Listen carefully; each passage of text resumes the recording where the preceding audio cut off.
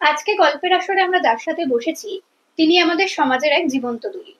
কখনো তিনি ক্যামেরার সামনে দাঁড়িয়ে মানুষের কথা বলেছেন, আবার কখনো সাধারণ মানুষের পাশে দাঁড়িয়ে জীবন্ত ছবি এঁকেছেন রাজনীতির ভাষায়।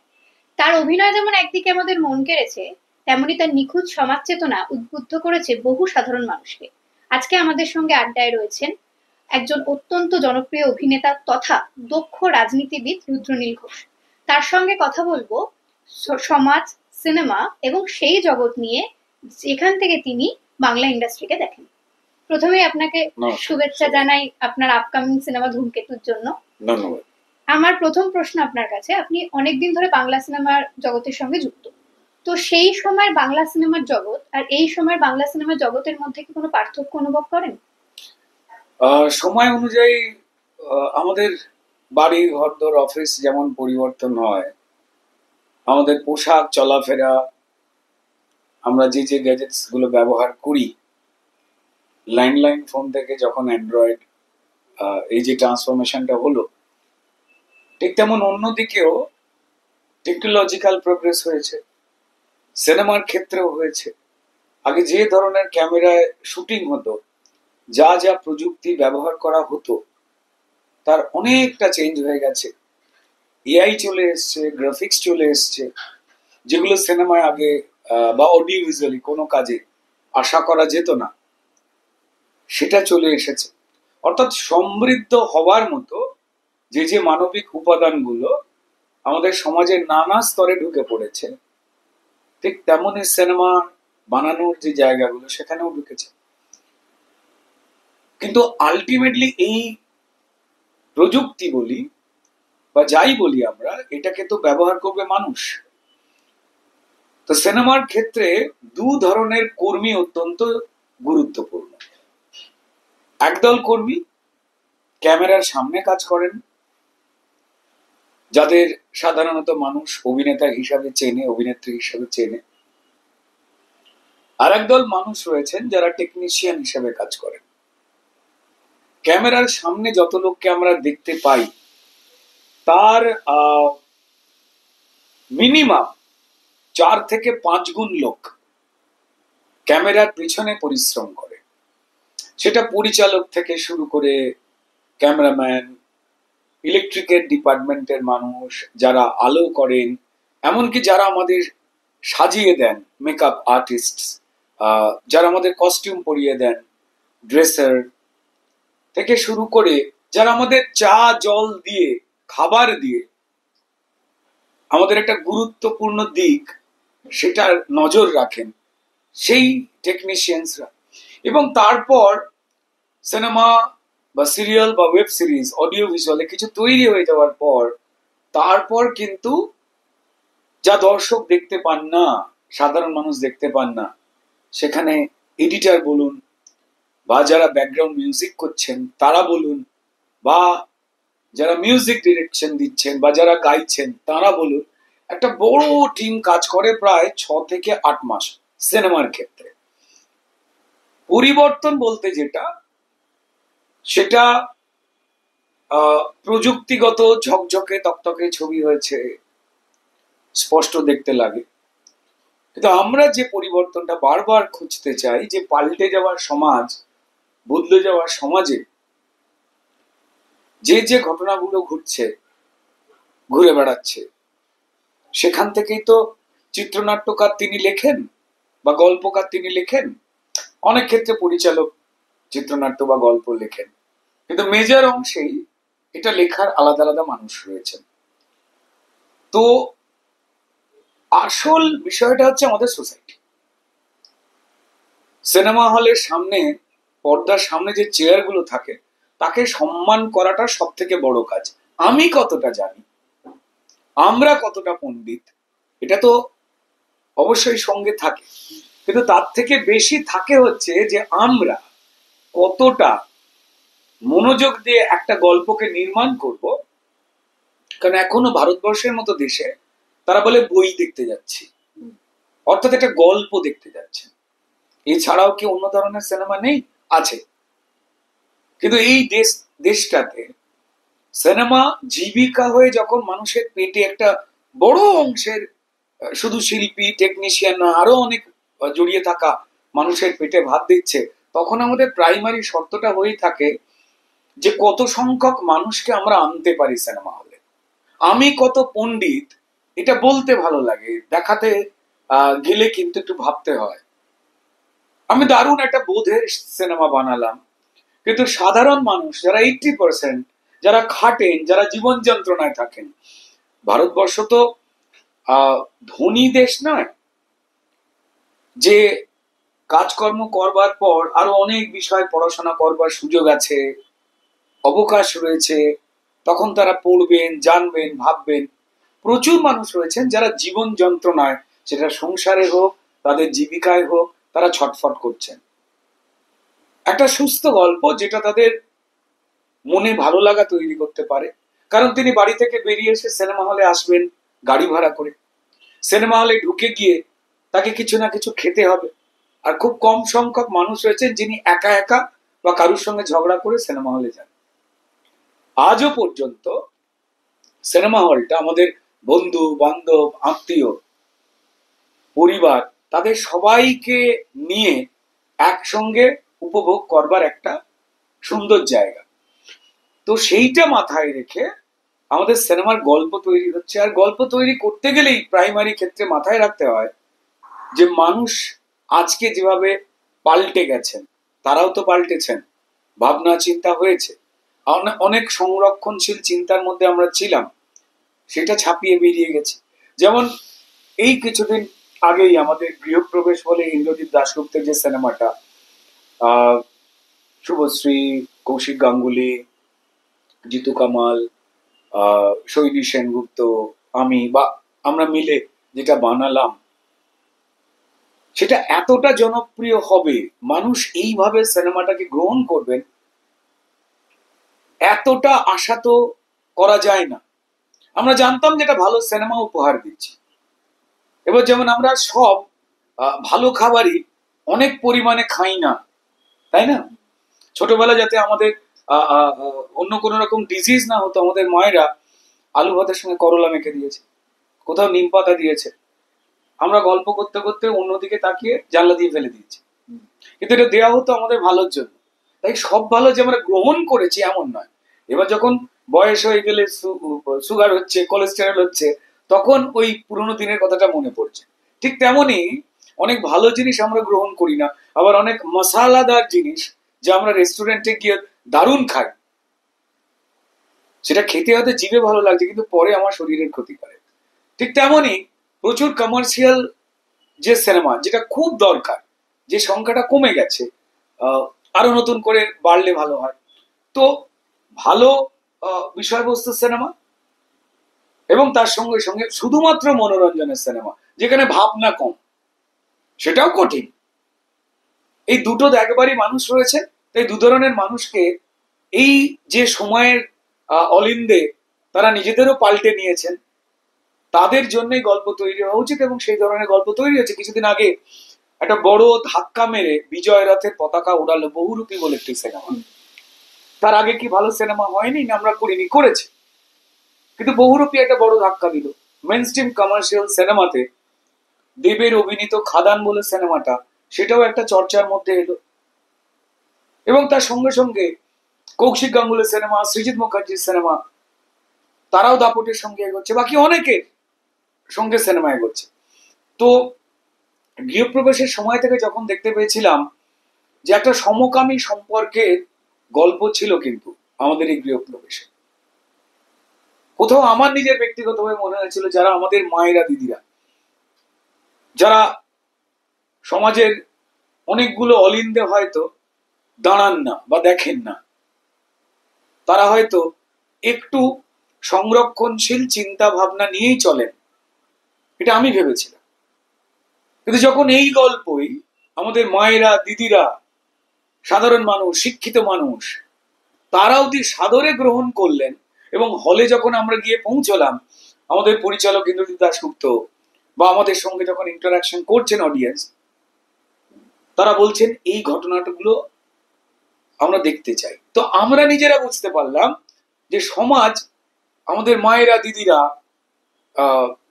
তারা এতটা বেশি আধুনিক হয়ে গেছেন চিন্তা ভাবনার দিক দিয়ে, যে যে বিষয়গুলোকে নিয়ে আমরা মনে করতাম যে অডিয়েন্সের ব্লকেজ আছে, আসলে তা না, এটা আমাদের দুর্বলতা।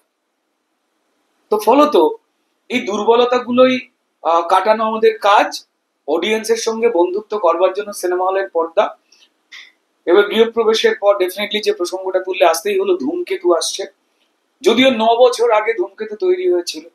আমি ধূমকেতুর গল্প নিয়ে এখন বিশেষ কিছু তো বলতে পারবো না, আমাদের নিয়ম নেই, এক একটা করে পরতে পরতে খুলতে হয়। তোমরা ট্রেলার বা যে দুটো গান বেরিয়েছে, মা এবং গানে গানে, সেটা সবার খুব মন জয় করেছে। এই সিনেমাটার হয়তো রিলিজ করতে দেরি হলো, কিন্তু যা বিষয়বস্তু এইটুকু বলতে পারি, যা তোমরা টিজারে ঝলক দেখেছো বা গানে ঝলক দেখেছো, আরো 9 বছর পরে এই সিনেমা রিলিজ করলে কিছু যেত আসতো না। কারণটা কি? যেমন দুর্গা ঠাকুর, দুর্গা পুজো কবে থেকে হয়ে আসছে? পুরনো হয়েছে? হয় না। যা শাশ্বত, যা ভালো, তা কিন্তু চিরকাল নতুন হয়েই রয়ে যায়। যেমন এই ধূমকেতু সিনেমাটি, এই সিনেমাতে একটা খুব গুরুত্বপূর্ণ চরিত্রে আমি রয়েছি। কি চরিত্র সেটা সিনেমা হলে যখন আসবে তখন সেটা প্রকাশিত হবে। প্রেসের সামনে আমার সহ অভিনেতা ভাই বন্ধু আমাদের মেগাস্টার দীপ, সে অনেকগুলো কথা আমার সম্বন্ধে বলে দিয়েছে, যে আমার অভিনয় তার দেখে তার খাটতে ইচ্ছা করে, পরিশ্রম করতে ইচ্ছা করে, আমার অভিনয় দেখলে নাকি চোখে জল চলে আসবে। আমি এই বিষয়ে কিছু বলবো না, এটাও বলে দিয়েছে বলে বলতে বাধ্য হলাম। কিন্তু কি রয়েছে এই সিনেমায়? পরমব্রত রয়েছে, আমাদের রেসপেক্টেড চিরঞ্জিত চক্রবর্তীও রয়েছে। তাদের ভূমিকাগুলো কি? কৌশিক গাঙ্গুলি এমন মুন্সিয়ানায় গল্প বুনেছেন, প্রযোজক রানা সরকার এবং দেব এন্টারটেনমেন্ট ভেঞ্চার্স, তারা সিনেমাটা যেভাবে নিয়ে আসছেন, তার সঙ্গে সঙ্গে অনুপমের গান, ইন্দ্রদীপ দাশগুপ্তের ব্যাকগ্রাউন্ড মিউজিক, এই সবকটা সিনেমাটাকে অন্য জায়গায় তুলেছে। অলকানন্দা দি, তিনি দেবের মায়ের চরিত্র করেছেন, দুলাল বাবু, অসম্ভব পাওয়ারফুল দুজন অ্যাক্টর। তারা কি করেছেন, এই পাতাটা উল্টালে আমরা বুঝতে পারবো যে কেন এই কথাটা বলছি, যে এই সিনেমাটা আরো বহু বহু বছর ধরে বেঁচে থাকবে। সো বাকিটা আমাদের যারা মাটির দর্শক রয়েছেন, তারা আমাদের ঈশ্বর, তারা ঠিক করবেন, তোমরা সবাই ঠিক করবে। আবার বলছি, এই গল্পটা এমন গল্পে গল্পে ভালোবাসা না আষ্টে পৃষ্ঠে রয়েছে। অনেকেই ভালোবাসা বলতে শুধুমাত্র একজন নারী আর পুরুষের, স্বামী বা স্ত্রী, প্রেমিক বা প্রেমিকার প্রেমটাকেই ভালোবাসা বলে দাগিয়ে দিতে চান। তার বাইরেও অনেক বড় মানে ভালোবাসা, অনেক বড় ভালোবাসা। আমার যে পেনটাই আমি লিখি, সেই পেনটা আমার কাছে একটা বড় ভালোবাসা। আমি সেই পেনটা না পেলে আমার অস্বস্তি হয়। আমরা যখন স্কুলে গেছি, কলেজে গেছি, সেখানে আমার কোন একজন বন্ধুকে না দেখতে পেলে আমার মনে হয় যে কলেজ বা স্কুল বা আমি যেখানেই গেলাম একটু ফাঁকা লাগছে, এটা একটা অন্য ভালোবাসা। আমরা কোনো কোনো জায়গায় বেড়াতে যাই, আসলে ভালোবাসা খুঁজতে, আমার ভালোবাসার দৃশ্যপটটা একটু চোখের সামনে রয়েছে। সে যে যেমনই ভালোবাসা, কেউ পাহাড়, কেউ জঙ্গল, কেউ নদী, কেউ সমুদ্র, অনেক রকম, কেউ আর ডেজার্ট, অনেক রকম রয়েছে। তো সম্পর্কেরও তেমন বিভিন্ন স্থান রয়েছে, অবয়ব রয়েছে। এই ওভারঅল একটা ভালোবাসার সিনেমা। কোথাও সেই ভালোবাসায় রাগ হয়, কোথাও সেই ভালোবাসায় চোখে জল আসে। তো তেমনই সিনেমা ধূমকেতু। গল্পটা নাই বললাম তোমাদের সামনে, তো সেই সিনেমার প্রত্যাশা রয়েছে। তারপর আর কিছুদিন পরেই আমার আর পরমব্রতর, আমি আই হোপ তোমাদের সবারই পছন্দের একটা সিনেমা তোমরা দেখেছো, হাওয়া বদল। সো হাওয়া বদলের দ্বিতীয় অংশ আসছে, আবার হাওয়া বদল। আমি পরমব্রত, রাইমা আর অনুষা বিশ্বনাথন। শুটিংটা মেজরলি হয়েছে লন্ডনে। কেন লন্ডনে গল্পটা গেল? লন্ডনে শুটিং করবার জন্য গল্প নয়, গল্পটার জন্য লন্ডনে যেতে হয়েছে। তো একটা 20 বছর, 12 বছর, সরি 12 বছর আগে একটা পুরনো গল্প, পুরনো বন্ধুত্ব, সেটা ভেঙে গিয়েছিল। তারপর কি হলো 12 বছর পর, সেটাকে নিয়ে আমি নিশ্চিত যে কোনো বয়সের মানুষেরও এই সিনেমাটি ভালো লাগবে। যতদূর আমার মনে হয় এটা প্রযোজক পরিচালক তারা ঠিক করেন। পরিচালনা করেছে পরমব্রত, অভিনেতাও রয়েছে, পরিচালক হিসেবে দারুণ পরিণত এখনো। তো অপেক্ষায় রয়েছে এটা। ধূমকেতু বেরিয়ে যাবে, তার রেশ কাটবে, পুজোর পরেই আবার হাওয়া বদল আসছে। আরো খান দুয়েক ছবি রয়েছে, সিনেমা রয়েছে, সেগুলো আসছে। তো আমার ভ্যারাইটি চরিত্রে কাজ করতে ভালো লাগে। আর হয় ফেলে দেওয়া চরিত্র যেগুলো কেউ করতে চান না, বা যেগুলো করতে গেলে আমি এই বিষয়ে একটু ইন্টারাপ্ট করে হ্যাঁ, মানে যেগুলো করতে গেলে একটু পরিশ্রমের দরকার পড়ে, সেই ধরনের চরিত্র আমার পছন্দ। আপনাকে বলতে সেটা হচ্ছে লাভ এক্সপ্রেস আপনার একটা চরিত্র ছিল, মানে এত নিখুঁত একটা অভিনয়, মানে যেটা মানে সাধারণত ওইভাবে ফোটানো সম্ভব ছিল না, মানে যেটা দর্শক দেখে মনে করেছে আপনি যে চরিত্র, একটা মাতালের চরিত্র ছিল, সেই চরিত্রটা মানুষ যে সত্যি একজন মাতাল প্রপার যেরকম আমরা দেখে থাকি সেরকম, মানে সেই চরিত্রটা করতে আপনার মানে কি অনুভূতি ছিল? এটা সম্ভবত 2016 সালে রিলিজ হওয়া ফিল্ম আমার আর দেবের। মানে এটা যদি বলতে হয় যে মানে অদ্ভুত একটা মেলবন্ধন রয়েছে। হ্যাঁ, এবার অনেকেই আমায় জিজ্ঞাসা করেছে, আমি বলছি কোনো উত্তর দেবো না, যে লাভ এক্সপ্রেসে আমার আর দেবের জড়ি বা যুগলবন্দি যাকে বলা হয়, সেটা যেটা দেখতে পাওয়া গেছিল ধূমকেতুতে সম্পূর্ণ সিরিয়াস একটা অন্য ছবি। আবার বলছি, ধূমকেতু, লাভ এক্সপ্রেস একটা out and out mainstream commercial film, যেটা শুধুমাত্রই মনোরঞ্জন করবে। সেখানেও আমাদের যুগলবন্দি নিয়ে আলোচনা হয়েছে, এবং দুজনের যে যে দৃশ্যগুলো রয়েছে সেগুলো ভুলবার নয়। ওই সিনেমায় আমার মুখ দিয়ে বলা একটা ডায়লগ, সেটা বড় কথা নয়, সেটা এখনো পর্যন্ত প্রায় 10 বছর হতে চললো সমান ফেভারিট ডায়লগ। বন্ধু বান্ধব লোকজন বাড়িতে ওকে তাকে এই কথাটাই বলে, ওই টোনেই বলে। তো এটা চিত্রনাট্য লিখেছিলেন এনকে সলিল, এবং এই ডায়লগটা, সেটা বড় কথা না, এটা আমারই তৈরি করা। অবশ্যই এনকে সলিল অসম্ভব বড় একজন চিত্রনাট্যকার, বাংলা মেইন স্ট্রিমের বলতেই পারি। তো তার থেকে আমি অনুমতি নিয়েছিলাম। তো সেটা বিভিন্ন রকম ভাবে যতটা বলতে পারা যায় অনেক রকম টোনে আপনি বলেছিলেন, এবং এই চরিত্রটি পড়বার পর আমার মনে হয়েছিল যে লোকটা চিত্রনাট্য যা বলছে, পরিচালনা করেছিলেন রাজীব এই সিনেমাটি। তো আমার নিজের মনে হয়েছিল যদি সারাক্ষণ কেউ ড্রিঙ্ক করে থাকে, মদ খেয়ে থাকে, এবং অত্যন্ত সস্তার কোনো মদ, যে 24 ঘন্টা মদ খেয়ে মাতাল হয়ে থাকবে, সে চুল আঁচড়াবে কি করে? তাহলে তার এলোমেলো ঘাটা চুল থাকবে, অসম্ভব নোংরা একটি চুল, যা দেখলেই বুঝতে পারা যায় যে তার মধ্যে নিশ্চয়ই উকুন থাকতে পারে, তার মধ্যে তেল চিটে ভাব থাকতে পারে। আমরা যখন অসুস্থ হয়ে যাই তখন এই ধরনের চুল টুল আমাদের হয়ে যায়। মানে এখন তুমি আমরা যেমন রয়েছি পরিষ্কার পরিচ্ছন্ন, তেমন তো থাকে না, তাহলে চুলটা এমন হবে। দ্বিতীয় হচ্ছে চোখ মুখ পরিষ্কার করবে না, তাই আমি মুখে কখনো পর্যন্ত মুখের অয়েলটাকে শুটিং চলাকালীন আমি তুলিনি। আমাদের জেনারেলি স্ক্রিনে একটা অয়েল আসে, তেল, মুখ ধুলে সেই অয়েলটা কেটে যায়, আমি তুলিনি। মানে আমি যখন স্নানও করেছি, মুখে সাবানটা আমি দিতাম না ইচ্ছাকৃতভাবে, কারণ সব মেকআপে এটা ফুটিয়ে তোলা যায় না। যদিও সোমনাথ কুন্ডু আমাদের মেকআপ আর্টিস্ট ছিলেন, তিনি ব্রিলিয়েন্ট। সবাই জানেন আমার ভিঞ্চিদা যে সিনেমাটা ছিল, সেখানে ওই প্রস্থেটিক মেকআপের ম্যাজিক, যেটা হয়তো ধূমকেতুতে দেখতে পাওয়া যাবে এখন, এটা বিক্রম গায়কোয়াড় করেছিলেন, তিনি প্রয়াত হয়েছেন। মানে মুম্বাইয়ের, বম্বের বিখ্যাত, তখন প্রস্থেটিক মেকআপ টেকনোলজি আসেনি। এটা শুটিং কিন্তু হয়েছিল আজ থেকে 9 বছর আগে ধূমকেতু, এটা মনে রাখতে হবে। ওই সময় দেখেই কিন্তু সোমনাথের নিজের আইডিয়া হয়েছিল টলিউডে যে আমিও প্রস্থেটিক মেকআপের জায়গায় নিজেকে নিয়ে যাব, কারণ ওটার অনেক খরচ। হিন্দি সিনেমার মতো তো বাংলা সিনেমার বাজেট হয় না, তাই আমাদের অনেক বুদ্ধি করে করতে হয়। তো যাই হোক, সোমনাথ, আমি যা যা চেয়েছিলাম তিনি আমায় সাজিয়ে দিয়েছিলেন, সোমনাথ কুন্ডু মেকআপ আর্টিস্ট। দাঁতটা রং করেছিলাম,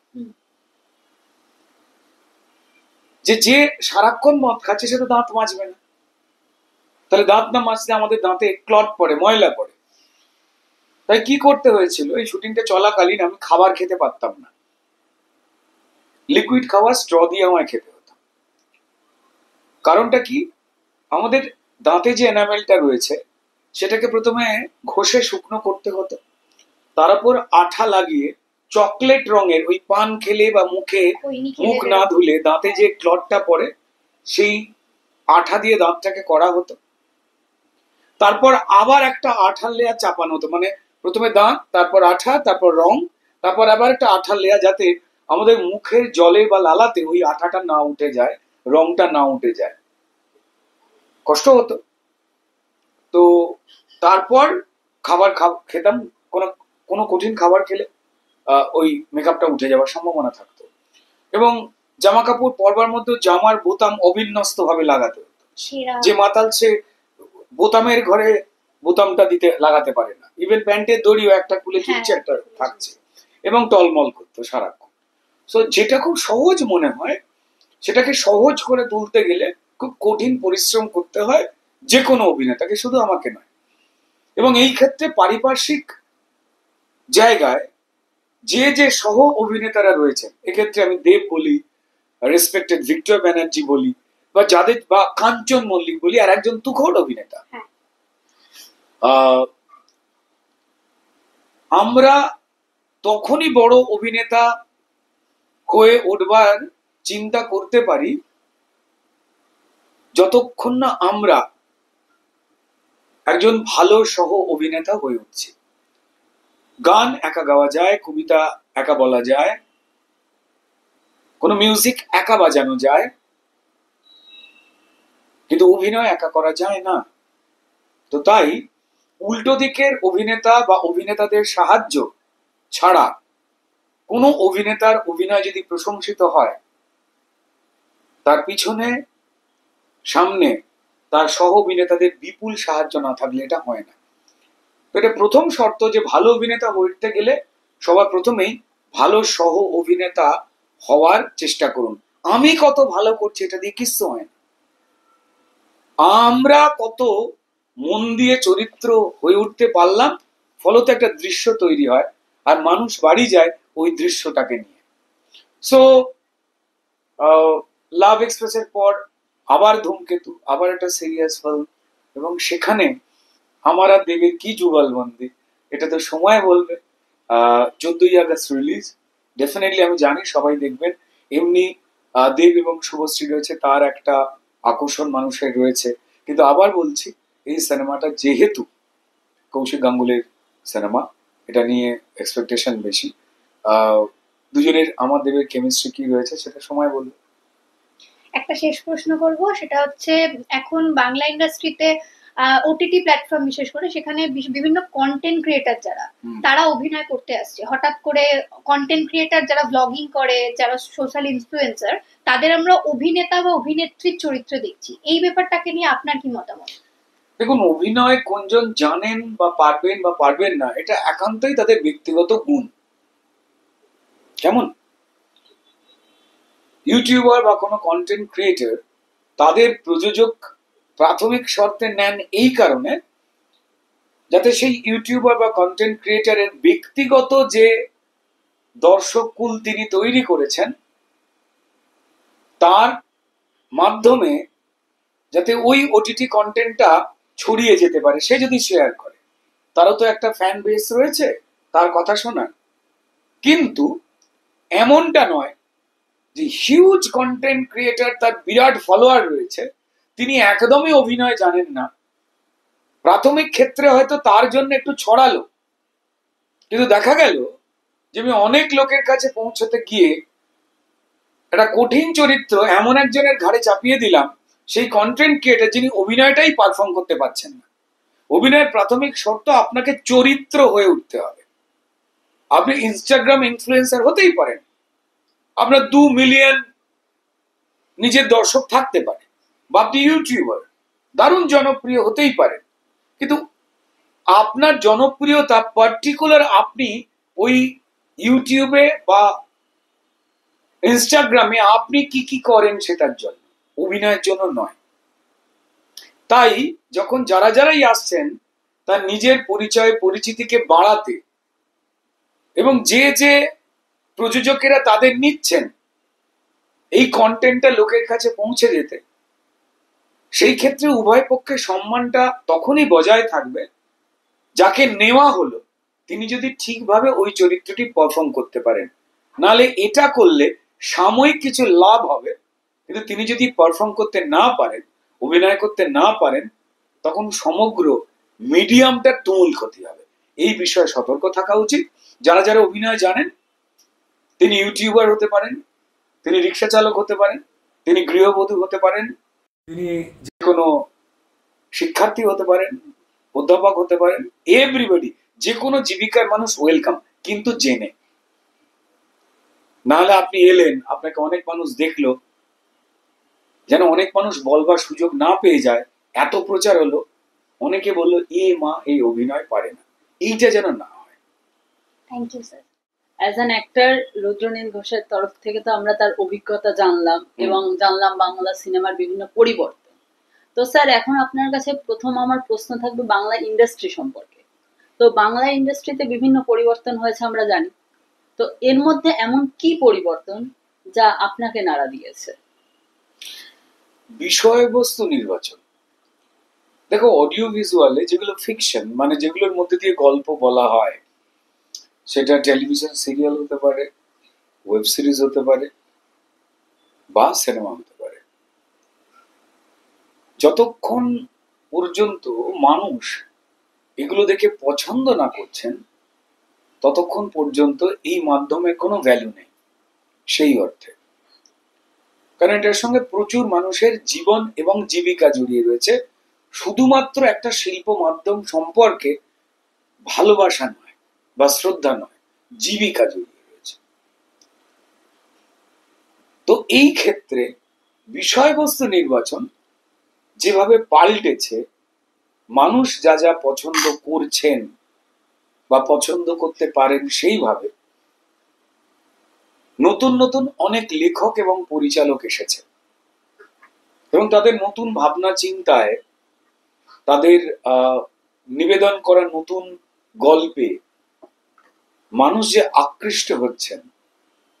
সর্বভারতীয় স্তরে যে ধরনের গল্প, এখন তো আমরা গ্লোবাল হয়ে গেছি, ভারতবর্ষের যে কোনো ভাষার যে কোনো কন্টেন্ট আমরা আজকে দেখতে পাচ্ছি। যে ওয়েব অ্যাপগুলো, ওয়েব প্ল্যাটফর্মগুলোকে ব্যবহার করে আমরা সেই কন্টেন্টগুলো দেখতে পাচ্ছি, খুব চেনা চেনা ল্যাঙ্গুয়েজে আমরা পাল্টে নিতে পারি।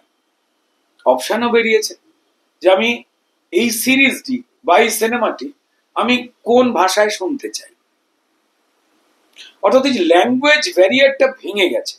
ল্যাঙ্গুয়েজ নিয়ে ছুতমার পোনাটা কিন্তু আমাদের কেটে গেছে, যে আমরা ভাববো বা শুনবো এই একটা বস্তু দিয়ে। ইংরেজির সঙ্গে আমাদের বন্ধুত্ব হয়েছিল কারণ এক, ভারতবর্ষকে ব্রিটিশরা বহু বছর ধরে শাসন করেছিল এবং তাদের প্রশাসনিক ভাষায় যে কাজ হতো, সেই ভাষাটা না জানলে বাঙালি যেন পিছিয়ে পড়বে বা ভারতবাসী যেন পিছিয়ে পড়বে, এমন একটা ভাবনা তৈরি হয়েছে। ইভেন আমাদের সামাজিক স্তরেও আমরা কথা বলতে গিয়ে যদি ইংরাজি সেন্টেন্স প্রয়োগ না করি, তাহলে আমরা যেন এটি গণ্ডমূর্খ, এইরাম কেউ না ভেবে ফেলে, এই চিন্তা আমাদের গ্রাস করতো, যা সর্বৈবভাবে ভুল। অতিরিক্ত আমি কোন একটি ভাষা জানি তা অপরাধের নয়, ভালো লাগে, কিন্তু আমি যদি না জানি তো তাহলে আমি অপগণ্ড, এমনটা তো নয়। আমার মা যদি ঝরঝরে ইংরাজি না জানেন, তিনি কি আমার কাকিমা হয়ে গেলেন মা থেকে? তা তো নয়, মা মাই থাকলেন। ঠিক তেমনই আমরা যেমন তেমনটা থাকি। তাই ইংরেজিটা একটু বেশি জানা, ইংরেজির উপরে আকর্ষণ। আর যেহেতু টেকনোলজিক্যাল প্রোগ্রেসে ইংরেজি ভাষার যে সিনেমাগুলো, সেগুলো এমন অনেক কিছু দেখাতে পারতো বিস্ময়কর, যা হয়তো আমাদের ভারতীয় সিনেমায় পসিবল ছিল না। কিন্তু তারপর ভারতীয় সিনেমা, দেখো, ভারতীয় সিনেমা বলতে গেলেই আগে বাংলা ফিল্ম ইন্ডাস্ট্রিকে বলতেই হয়, কারণ মুম্বাই ফিল্ম ইন্ডাস্ট্রি বড় হয়েছে কিন্তু এই টলিউড ফিল্ম ইন্ডাস্ট্রি বা বাংলা ফিল্ম ইন্ডাস্ট্রির হাত ধরে। তুমি আমি যেখানে বসে কথা বলছি, আমার বাড়িতে ঠিক রাস্তার ওপারেই রয়েছে ইন্দ্রপুরী স্টুডিও। বম্বে রাজ কাপুর থেকে শুরু করে যারাই দিকপাল, তারা এখানে শুটিং করতে আসতেন, কারণ আমাদের এখানে পরিচালক, লেখক, শিল্পী, টেকনিশিয়ানস খুব ভালো কোয়ালিটির পাওয়া যেত। তারপর বম্বেতে বড় করে একটা ফিল্ম ইন্ডাস্ট্রি বানানো হয় ভারতবর্ষের বিভিন্ন লোকজনকে জড়ো করে। ওটা মহারাষ্ট্রের মাটিতে জন্ম নেয়নি, অনেকটা জন্ম নিয়েছে বা বড় হয়েছে বাংলাতে। ব্যবসায়িক ক্ষেত্র হিসেবে মহারাষ্ট্র তার মাটিটাকে দিয়েছে। আবার মহারাষ্ট্র ফিল্ম ইন্ডাস্ট্রি মানে মারাঠি ফিল্ম ইন্ডাস্ট্রি সিনেমা কিন্তু আলাদা, আর ওখানেই যে বলিউড ফিল্ম ইন্ডাস্ট্রি তার সিনেমার ধরন আলাদা, অনেকে গুলিয়ে ফেলে। তো যাই হোক না কেন, ল্যাঙ্গুয়েজ ভ্যারিয়েটটা কিন্তু আজকের দিনে কেটে গেছে। তো আমাদের এমন এমন কন্টেন্ট বানাতে হচ্ছে যেটার জন্য আমরা এনরিচ হয়ে যাচ্ছি বা পৌঁছেছি। বাংলায় প্রচুর সিনেমা তৈরি হয়েছে, যে সিনেমাগুলো কিন্তু ইন্ডিয়ান সিনেমা কপি করছে। শিবপ্রসাদ নন্দিতার বেশ কিছু সিনেমা রয়েছে। ইভেন আমার লেখা গল্প ছিল আমার সৃজিতের মিলিয়ে ভিঞ্চিদা, সেটা ভারতবর্ষের 4টে ল্যাঙ্গুয়েজ এই গল্পটাকে নিয়ে সিনেমা বানাচ্ছে। So content. আবার বলছি, সামনে ধূমকেতু রিলিজ, কৌশিক গাঙ্গুলি। এই ধূমকেতুটাও কিন্তু আমার নিজের মনে হচ্ছে ভারতবর্ষের কোথাও না কোথাও কারুর না কারুর তো নজর কাড়বেই। সো কন্টেন্ট যেটা আমার মনে হয় এনরিচ করছে বাংলা অডিও ভিজুয়াল ইন্ডাস্ট্রিকে, বিষয়বস্তু। তো এই সূত্রে আমার দ্বিতীয় প্রশ্ন থাকবে যে এখন যারা নতুন বা তরুণ অভিনেতা বা প্রযোজক বা যারা নতুন উঠে আসছেন, তাদের পক্ষে বাংলা ইন্ডাস্ট্রিতে প্রবেশ করা কতটা সহজ বলে আপনার মনে হয়? আগের থেকে সহজ। কিভাবে? সিনেমায় ক্যামেরার সামনের একটা কাজ, ক্যামেরার পিছনের একটা কাজ। ক্যামেরার সামনের কাজ শুধুমাত্র অভিনেতা অভিনেত্রীদের, আর ক্যামেরার পিছনের কাজ টেকনিশিয়ানস থেকে শুরু করে লেখক, এডিটর, যারা পরিচালনা করবেন, যারা ক্যামেরা করবেন বা যারা সাউন্ডের কাজ করবেন, অডিও ভিজুয়াল মিডিয়া, মিউজিক, গায়ক, মিউজিক ডিরেক্টর, ব্যাকগ্রাউন্ড মিউজিক, আরো অনেক কাজ আছে। আগে আমাদের যোগাযোগ ব্যবস্থা একটু কঠিন ছিল, আমরা কিভাবে পৌঁছবো জানতে পারতাম না। সোশ্যাল মিডিয়া এসে এই বিষয়টা, দূরত্বটা অনেকে মিটিয়ে দিয়েছে। কারণ প্রত্যেকেরই আমাদের কাজের প্রয়োজনে যখন ক্যামেরার সামনে বা পিছনে বিভিন্ন ধরনের গুণের মানুষকে প্রয়োজন হয়, তো তার তো সেই অর্থে বিজ্ঞাপন বেরোয় না।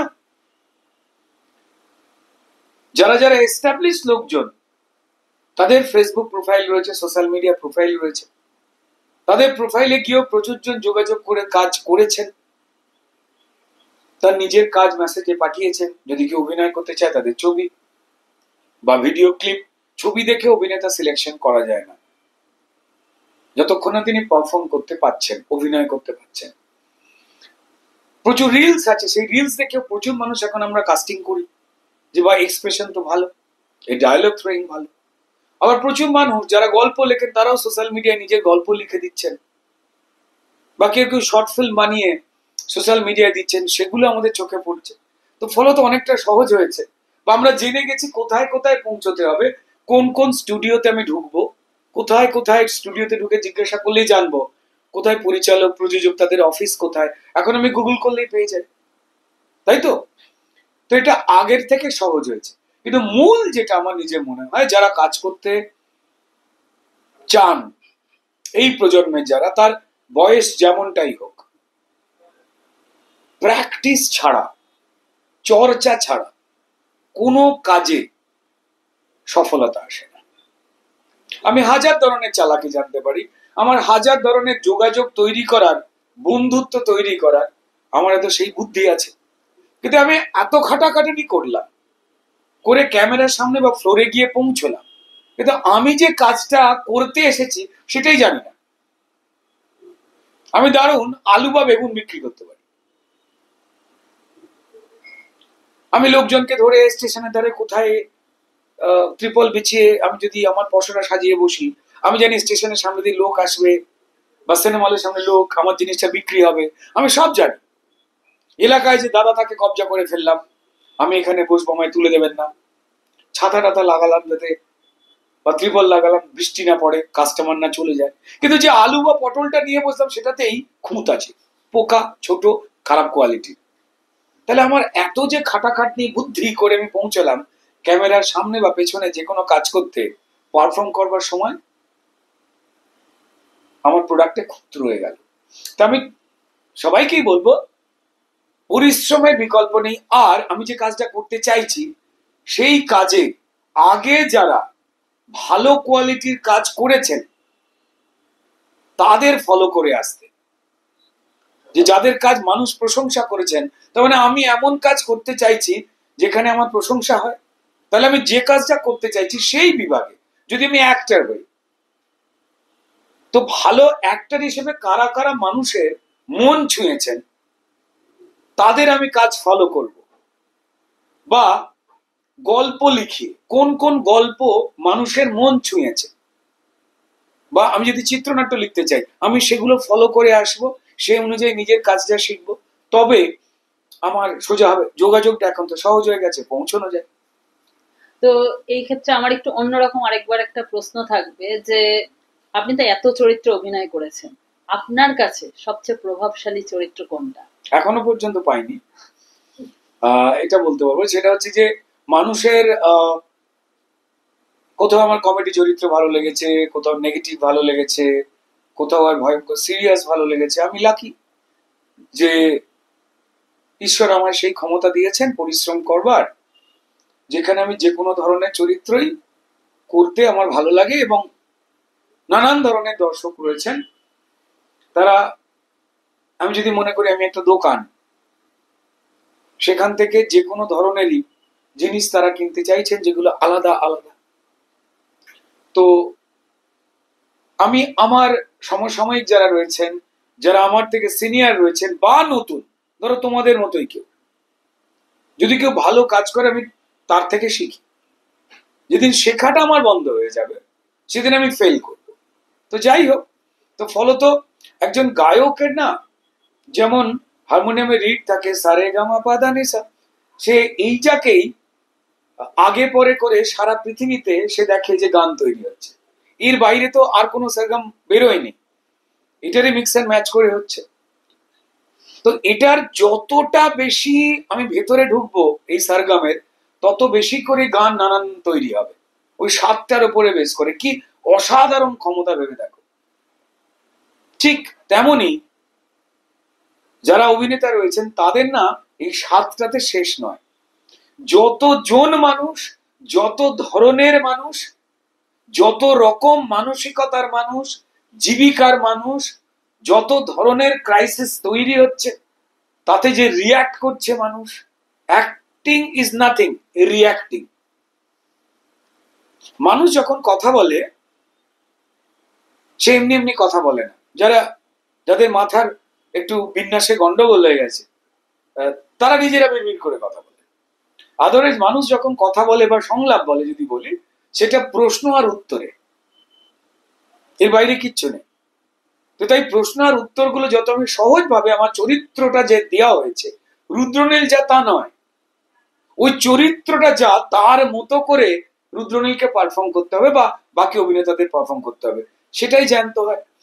তো এখনো আমার যেটা ইচ্ছা, কোনো ডেফ অ্যান্ড ডাম ক্যারেক্টার করা, যে মানুষটা হয়তো দেখতে পান না বা কথা বলতে পারেন না, সেই ধরনের চরিত্র করা। কারণ কথা বলে মানুষকে কমিউনিকেট করাটা অনেক সোজা, কথা না বলে কমিউনিকেট করাটা অনেক কঠিন।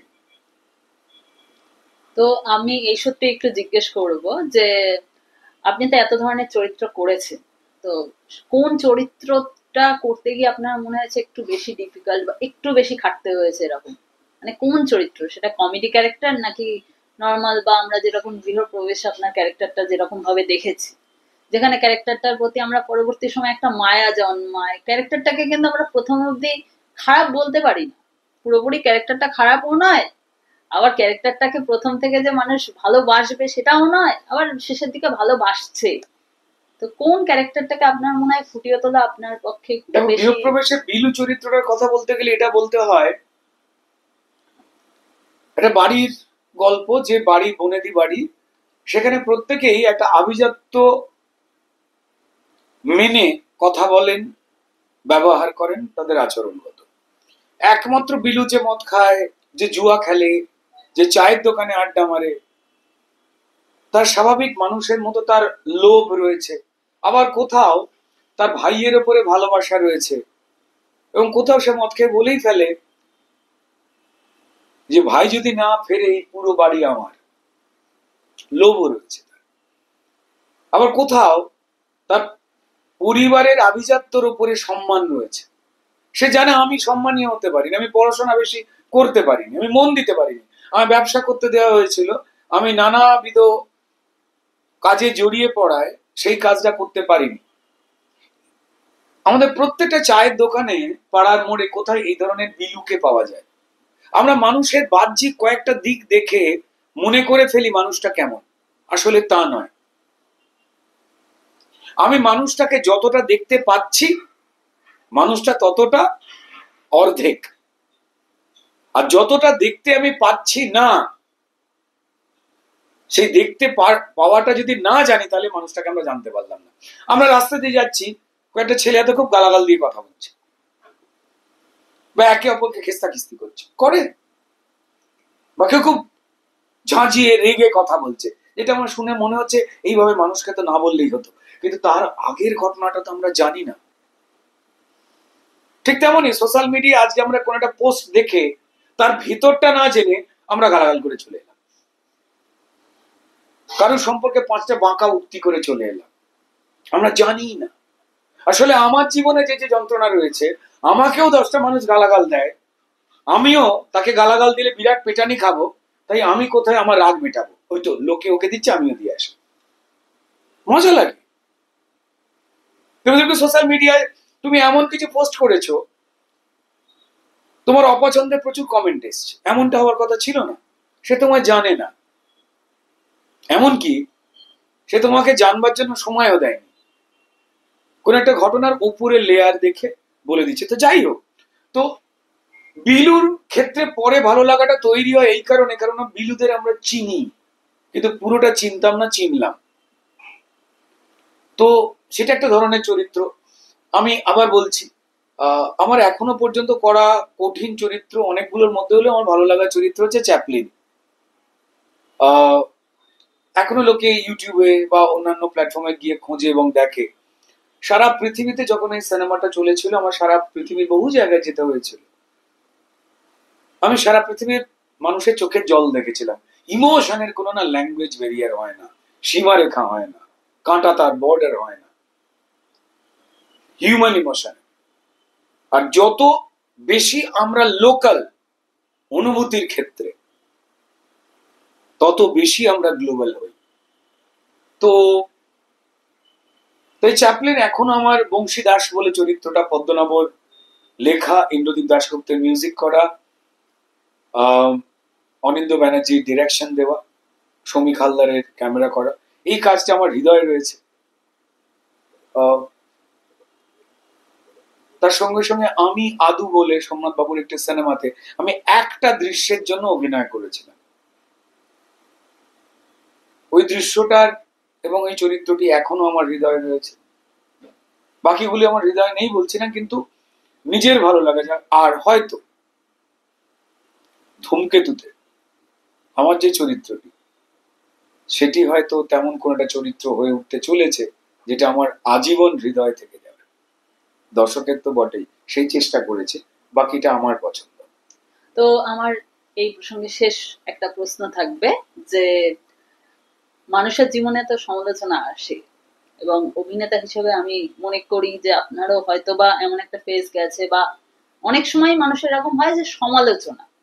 তো as an actor Rudranil Ghosh, আপনি সমালোচনাকে কিভাবে দেখেন? আমি মানুষ হিসেবে দেখি, মানে কেউ গায়ক হন, লেখক হন, চাকুরিজীবী হন, বা যেই হন, তিনি যখনই ভিড়ের মাঝখান থেকে মানুষের সমর্থনে। কেউ প্ল্যান করে তো বিখ্যাত হতে পারে না। আমি বিখ্যাত হব বললাম, এটা তো আমার পরিবার থেকে কেউ বলবে যাও তথাস্তু তুমি বিখ্যাত হলে। খ্যাতি যে কোনো জিনিসটা সেটা তার কাজের থেকে হয়, আর সেটা তিনি ঠিক করেন না। তিনি কাজটা মন দিয়ে করেন, সেই কাজ যারা দেখেন তারা মূল্যায়ন করে তাকে খ্যাত বানান, পছন্দের জায়গায় নিয়ে আসেন। যখনই তুমি সাধারণের মধ্যে থেকে মানুষের ইচ্ছায় আলাদা বা তোমাকে অসাধারণ বানিয়ে দেওয়া হলো, সেই দিন থেকেই তোমার প্রতি হাজার হাজার চোখের নজর পড়ল। যারা তোমায় ভালোবেসে সাধারণ থেকে অসাধারণ বানালেন, তারা প্রত্যেকেই তোমায় ব্যক্তিগতভাবে তার পছন্দের পুতুল বানাবার চেষ্টা করে। ধরো, আমায় যে কজন দর্শক ভালোবাসেন তারা হয়তো ডাল আর ভাত খেতে পছন্দ করে, অথচ আমি পছন্দ করি রুটি আর তরকারি খেতে। যেই সে জানলো আমি রুটি আর তরকারি খাই, তার দুঃখের শেষ নেই। আপনাকে এমন ভাবিনি, এ আপনি কি করলেন। এটা তাদের ভালোবাসা থেকে আসা একটা ইমোশন হলো। আবার কোনো কোনো তারকা, যেমন পুরুষ হোক আর নারী হোক, সে ব্যক্তিগত জীবনে যখন কোনো প্রেম করলো বা বিয়ে করে ফেললো, কি রাগ তাদের ফ্যানেদের, অ্যাজ ইফ সে যেন মালা নিয়ে বসেছে, বা তার ওই মেয়েটিকে পছন্দ নয় বা ছেলেটিকে পছন্দ নয় যার সঙ্গে বিয়ে করছে, কেন করবে। এই যে একটা ব্যক্তিগতভাবে ভালোবাসার সম্পত্তি হয়ে যাওয়া মানুষের হৃদয়, এটা ঈশ্বরের অসীম আশীর্বাদ। আর যে কোনো ভালো জিনিসের সঙ্গে সঙ্গে কিছু কিছু ধুলো ময়লাও আসে, এটাকে তো মানতে হবে।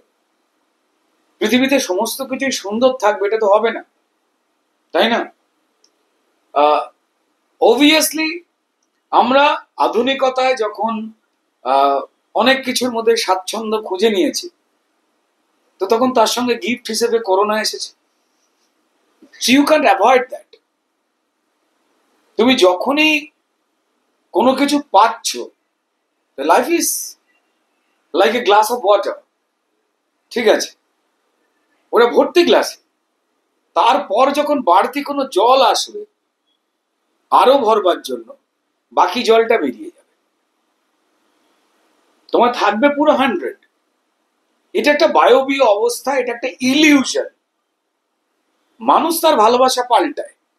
ধরো, তুমি আমি বসে আড্ডা মারছি, তোমার কলেজের বন্ধু বান্ধব আজকে যারা রয়েছে, যাদের না দেখলে আর কি তোমার প্রচন্ড মন খারাপ হয়, কলেজ জীবনটা বৃথা বলে মনে হয়। ঠিক যখন তুমি প্রাইমারি স্কুলে পড়তে, তখন তোমার বেঞ্চের পাশে আরো কিছু সহপাঠীরা বসতো যারা ছাড়া তুমি টিফিন ভাগ করে খেতে না, তোমার ভালো লাগতো না। তারা কোথায়, আজকে কি করছে তুমি জানো, কিন্তু সেদিনটা মনে হয়েছিল ওরা ছাড়া বাঁচবো না। বা ধরে নাও ব্যক্তিগত জীবনে, ধরো প্রেম, প্রথম প্রেম ভেঙে গেছে, মরে যাবে। আমি প্রচুর মেয়ে দেখেছি এখানে কাটা। আমি জিজ্ঞেস করেছি কি, তারা হাত কেটেছে। এমন করে কাটেনি যাতে সে মারা যায়, যাতে ওই ওই ওই ভায়োলেন্সটা দিয়ে সে বোঝাতে পারে। ঠিক আছে, কেউ আবার মুরগির রক্ত দিয়ে চিঠি লিখেছে, এটাও দেখেছে। এখন যেহেতু টেক্সটে সবকিছু হয়ে গেছে, তাই রক্ত মেশাবার সুযোগ নেই। তো এই আসে অনেক কিছু সঙ্গে, সমালোচনা হবেই, সমালোচনাকে অ্যাকসেপ্ট করতে হবে। অধিকাংশ জনই না জেনে সমালোচনা করেন। যারা জেনে সমালোচনা করেন, আমার ব্যক্তিগতভাবে তাদের ভালো লাগে। সামাজিক কারণে, রাজনৈতিক কারণে, ব্যক্তিগত কারণে, সোশ্যাল মিডিয়াটা আমাদের বাড়ির উঠোন হয়ে গেছে, সবার একটা কমন উঠোন। আর প্রত্যেকটা মানুষের আমাকে কিছু মতামত দিতে হবে বলে এই যে একটা ব্যাপার, আমি বুঝি তুমি বোঝো না, এটা আমি দারুণ এনজয় করি। অথচ এই মানুষটাকে তার বাড়ির লোক পাত্তা দেয় না, এরকম ঘটনা আছে। তাই সে খুঁজে পেয়েছে আমার একটা খবরের কাগজ যার নাম ফেসবুক, আমি লিখবো, ছবি ছাপবো, বাবা মায়ের কথা শোনে না। বাবা মা হয়তো বললে এইটা খাস না, ওইটা করিস না, কি করছিসটা কি, বেরিয়ে যা বাড়ি থেকে। সে হয়তো বাবা মায়ের মুখের উপর বলে তুমি আমাকে এইভাবে কথা বলছো। জানো আমার ইনস্টাগ্রামে কত ফলোয়ার, ফেসবুকে আমার 30টা লাইক পড়ে, তুমি আমায় ডিসলাইক করছো। এটাও না অনেক মানুষের একটা ভ্রান্ত ধারণা নিজের সম্পর্কে তৈরি হয়েছে, আমি একটা কি। তো ভাই সমালোচনা নিতেই হবে, সে আমি হই আর তুমি হও। প্রত্যেকটা জায়গা থেকে, ধর তুমি খুব সাজুগুজু করেছো, পরিচ্ছন্ন হয়ে যাচ্ছে, তুমি 40টা লোক পেয়েই যাবে, কি জানেন না লাগছে, ওকে বলতে হবে। ও যদি না বলে তাহলে আমি সারাদিনে কি করলাম, কাউকে গালাগাল দিলাম, যেটা মনে হয়। আবার প্রচুর কনস্ট্রাকটিভ সমালোচনাও হয়। আমরা তো কেউ ঈশ্বর নই যে আমরা নিখুঁত হব। আমার সব সিদ্ধান্ত তো ঠিক নাও হতে পারে। যেমন আমার সমালোচনা যিনি করছেন তিনিও তো ভুলে গেলে হবে না যে তারও সিদ্ধান্ত আমার মতোই পুরোটা ঠিক নাও হতে পারে। যেমন এই যে মানুষ ঝগড়া করে, এটা এন্ডলেস একটা গেম, যার দম কম বা এই মুহূর্তে যুক্তি কম খুঁজে পেলেন তিনি হেরে যান। বেসিক্যালি ঝগড়ার কোনো রেজাল্ট নেই। তো তাই পারতপক্ষে আমি খুব একটা যেমন ঝগড়ায় জড়াই না, যে কোথায় কি যুক্তি খুঁজে পাবো না, হেরে যাব, এরম তো হয়। বা হয়তো দম কমে গেল, মনে হলো ঝগড়া করতে কিনা ওই কারণে ফোন করার আছে, ওই কাজ করার আছে, ঠিক আছে তুই ঠিক বলে। আমি যখনই দেখি যে কেউ এরকম ঝগড়া করছে, আমি পরিষ্কার বলি আপনি খুব পরিশ্রম করছেন তাই আপনি ঠিক, সঙ্গে সঙ্গে তুলে এনে শেষ। আর তার প্রচুর অস্বস্তি হওয়া শুরু হয়, যুদ্ধ না করে আমি জিতে গেলাম কি করে। তো যাই হোক না কেন, সমালোচনা অলওয়েজ অ্যাকসেপ্টেড। আবার বলছি, না জেনে যারা সমালোচনা করেন আমার তাদের জন্য অফুরন্ত ভালোবাসা আর মায়া, একদম ঘৃণাও নয়, তার উপরে রাগও নয়। তিনিও যন্ত্রণায় আছেন, তাই এই কথাগুলো আমায় বলতে এসেছেন, এটা আমায় ফিল করতে হবে। আর আমি নিজে ঈশ্বর নই, তাই ভুল করবার 100 বার অধিকার আছে। তবে বারবার যদি কেউ ভুল করে বলে ক্ষমা করে দিন, বারবার একই ভুল করলে সেটা ভুল নয়, পরিকল্পিত অন্যায়, আর কিছু নয়। থ্যাংক ইউ স্যার, আমাদের এই সেশনটা এখানেই শেষ হলো। আপনাকে অসংখ্য ধন্যবাদ। রুদ্রনীল স্যারের সাথে কাজের অভিজ্ঞতা, বাংলা ফিল্ম ইন্ডাস্ট্রি, এই সমস্ত কিছু নিয়ে কথা তো হলো। এবার চলুন স্যারকে একটু অন্যরকম ভাবে জেনে নেওয়ার চেষ্টা করি। স্যার, সামনেই তো পুজো আসছে, আর মোটামুটি 1.5 মাস মতো বাকি। তো এত কর্মব্যস্ততার মধ্যেও পুজোর সময় কি মহিষাসুর মর্দিনী শোনা বা টেলিভিশনে দেখা কোনোটা হয়? মিস করি যেটা, সেটা হচ্ছে যে ছোটবেলার মতো রেডিওতে বীরেন্দ্র কৃষ্ণ ভদ্রের গলায়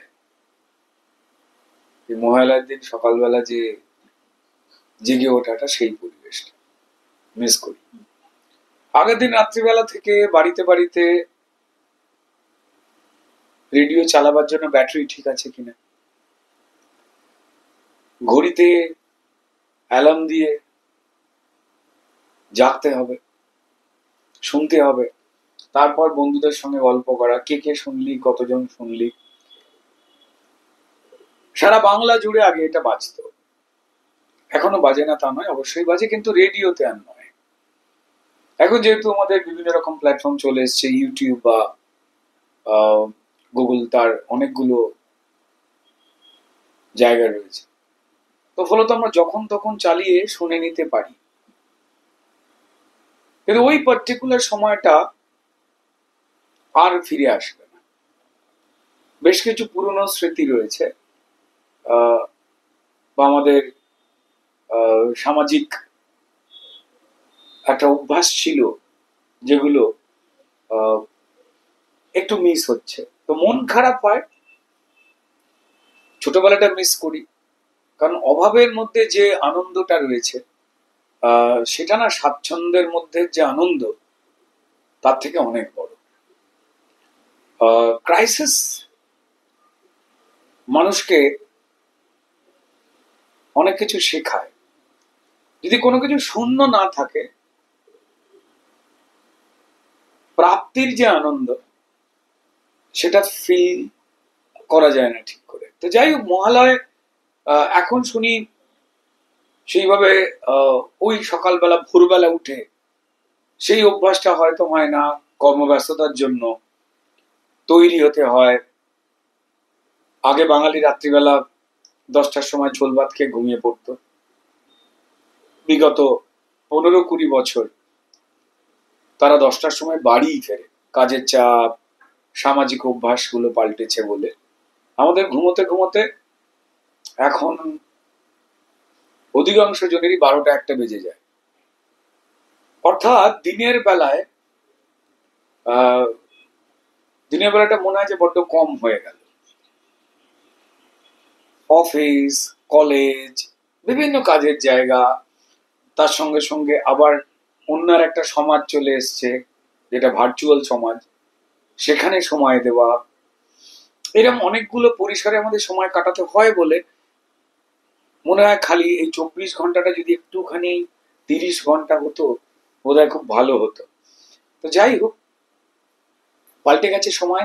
দুর্গাপুজোর আবহাওয়া সেই সময়তে বীরেন্দ্র কৃষ্ণ ভদ্রের গলায় এই মহালয়া যে এনজয় করা, সেটা যখন কানে লেগে থাকে, যে কোনো জায়গা থেকেই ভেসে আসে, পুরো দুর্গাপুজোর সময় অবধি এটা চলতে থাকে, ওই ভালো লাগা একটা নস্টালজিক জার্নিতে ফেলে দেয়। এটা ভালো লাগে। বাট ওই ভোরবেলা উঠে বিছানায় বসে পরিবারের সবাইকে নিয়ে যে শোনবার যে আনন্দটা, ওটা মিস করি। এখন তো টেলিভিশনে মহিষাসুর মূর্তিকে আমরা দেখতে পাই, সেটা আপনি কতটা এনজয় করেন, নাকি কোথাও গিয়ে অতিরঞ্জিতও লাগে? না, আসলে মহিষাসুর মর্দিনী বলে আমাদের টেলিভিশনে যেটা দেখানো হয় সেটা সহজ করে আমাদের সাধারণ দর্শকদের জন্য। এই মহিষাসুর মর্দিনী যে পুরো যে চ্যাপ্টারটা, সেটা এত বড়, প্রায় সেটা 3-4 ঘন্টা লেগে যাবে সঠিক অর্থে দেখালে। অনেকেই মনে করেন যে মা দুর্গা এবং মহিষাসুর বধ এইটুকুতেই পুরোটা শেষ। বিভিন্ন জন মা দুর্গা সাজেন। এক্ষেত্রে এখন আমাদের বিভিন্ন হিরোইন বন্ধুদের বেছে নেওয়া হয় মা দুর্গা হওয়ার জন্য।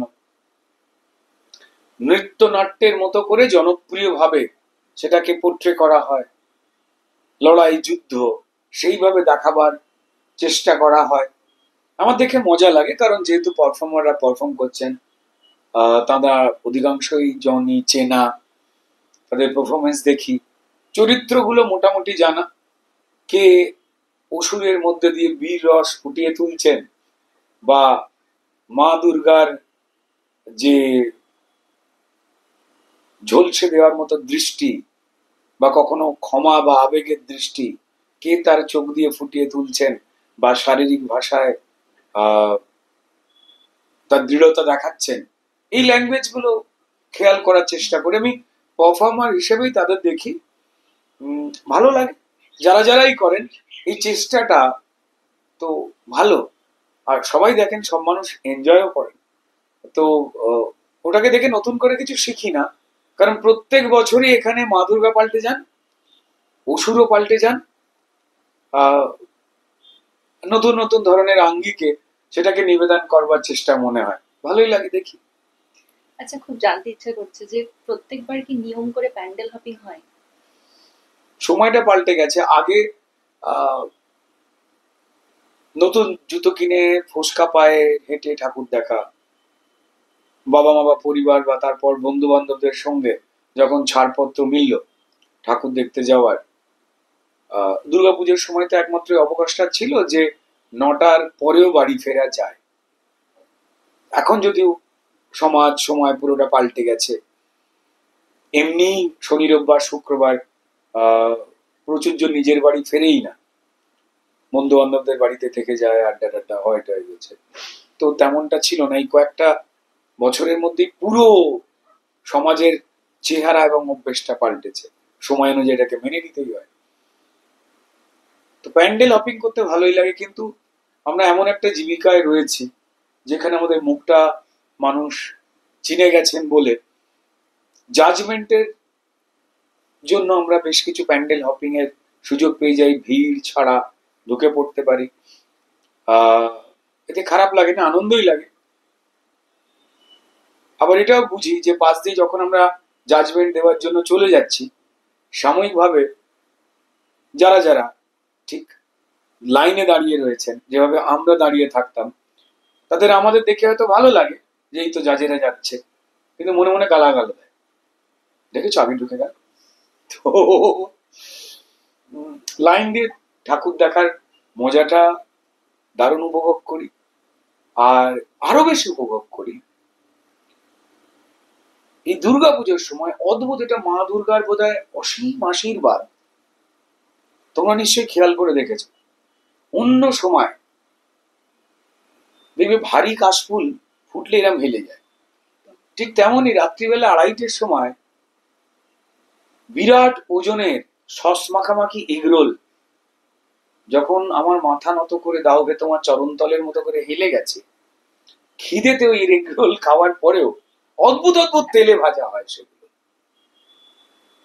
মানে শুধুমাত্র সর্ষের তেল নয়, রেপসিড তেল নয়, রেডির তেল নয়, আরো কি কি তেলে ভাজা হয় জানি না। বাজবিচার না করে যে খাবারগুলো খেলে অন্য সময় তোমার শরীর খারাপ করতো, কি অদ্ভুত রকম ভাবে দুর্গাপুজোর সময় কিচ্ছু হয় না। অদ্ভুত অদ্ভুত ধরনের চাউ, কি বিভৎস সেগুলো দেখতে।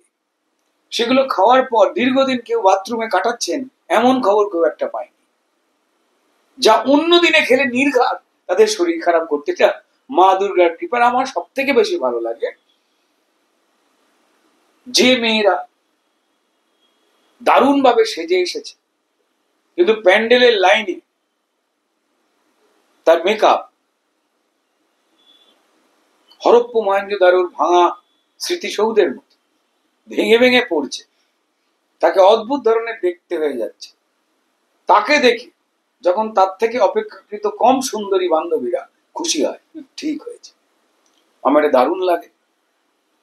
আর ভোরবেলা যখন প্রায় চোখে পিছুটি চলে আসবার সময়, সেই সময় যখন ক্লান্ত হয়ে কোলে ঘুমিয়ে পড়া বাচ্চাকে বাবা কোলে নিতে চাইছে না কিন্তু মা গুজে দিচ্ছে, সেই নিয়ে যে অশান্তিটা হয়, এই অকৃত্রিম অদ্ভুত সুন্দর ভালোবাসার দৃশ্য, তার মাঝখানে কে কার গার্লফ্রেন্ডের দিকে তাকিয়ে ফেলেছে, এই নিয়ে যে অশান্তি, তা দেখে মহিষাসুর ভাবেন যে এত রাগ বোধহয় আমিও জড়ো করতে পারি। তো যাই হোক, সব থেকে খাটনি যায় যারা পুজোর আয়োজক হন, যারা মানুষকে আনন্দ দিতে, যারা হয়তো নতুন একটা পাঞ্জাবি পরেছেন কিন্তু বাড়ি ফেরেন ঘর্মাক্ত হয়ে, তার স্ত্রী কন্যা পুত্র তাকে গালাগাল করে, সবাই সেজে ঘুরছে আর তুমি এইরকম। কিন্তু ওই মানুষগুলোর জন্যে এই বিভিন্ন জায়গায় যে দুর্গাপুজো হয় আমরা প্রত্যেকেই এনজয় করি। আমার নিজের বারবার মনে হয় যে মহিষাসুর মর্দিনী কেন মা দুর্গা এসেছিলেন। আজকে আমরা অনেক জানি, যখন আরজি কর মুভমেন্ট হলো, রাত জাগা হলো, উৎসব না প্রতিবাদ, এই আলোচনা উঠলো, আমার খুব মজা লেগেছে। মা দুর্গাই আসলে প্রতিবাদ স্বরূপা। তিনি নর্মালি কিন্তু অস্ত্রগুলোকে একটা ব্যাগে নিয়ে আসেন না, তিনি আমাদের সমাজের প্রত্যেকটা মেয়েকে তিনি তার মূর্তি বা তার দাঁড়াবার ভঙ্গিমার মাধ্যমে এই বার্তা দিতে চান যে পরিবারকে রক্ষা করতে গেলে, আমি পরিবার নিয়ে এসেছি, কিন্তু পরিবারকে রক্ষা করতে গেলে আমার সজাগ সতর্ক হতে হবে, আর অস্ত্র আমার হাতেই থাকবে, তবেই আমি দেবী। আর আমি নিজে বিশ্বাস করি আমাদের বাংলাতে অন্তত যে যে মায়েরা বোনেরা রয়েছেন, যারা কোনো কাজে কোথাও একটু গুটিয়ে থাকছেন বা একটুখানি অস্বস্তি বোধ করছেন, তারা একটু জড়ো হলে যে যে বিষয়ে তাদের কথা বললেই বাকি সমাজটা ঠিক হয়ে যাবে, তারা সেই দায়িত্বে আর একটু বেশি করে আসুন। মা দুর্গার মূর্তির দিকে তাকিয়ে ভাবুন, প্রতিবাদ আর পুজো একসঙ্গেই দেবী দুর্গা নিয়ে আসেন। তার ত্রিশূলটা, তার ত্রিশূল এবং বর্ষা দুটো দুদিকে লাগানো, ঠিক জায়গায় নিক্ষেপ করা। আমার সমাজে যে যে খারাপ ঘটনাগুলো যারা ঘটাচ্ছে তারাই তো ওষুধ। তাদের বধ করতে গেলে যত মায়েরা না জাগেন, মেয়েরা না জাগেন, আমাদের উমারা যদি না জাগেন, তাহলে আর হলোটা কি?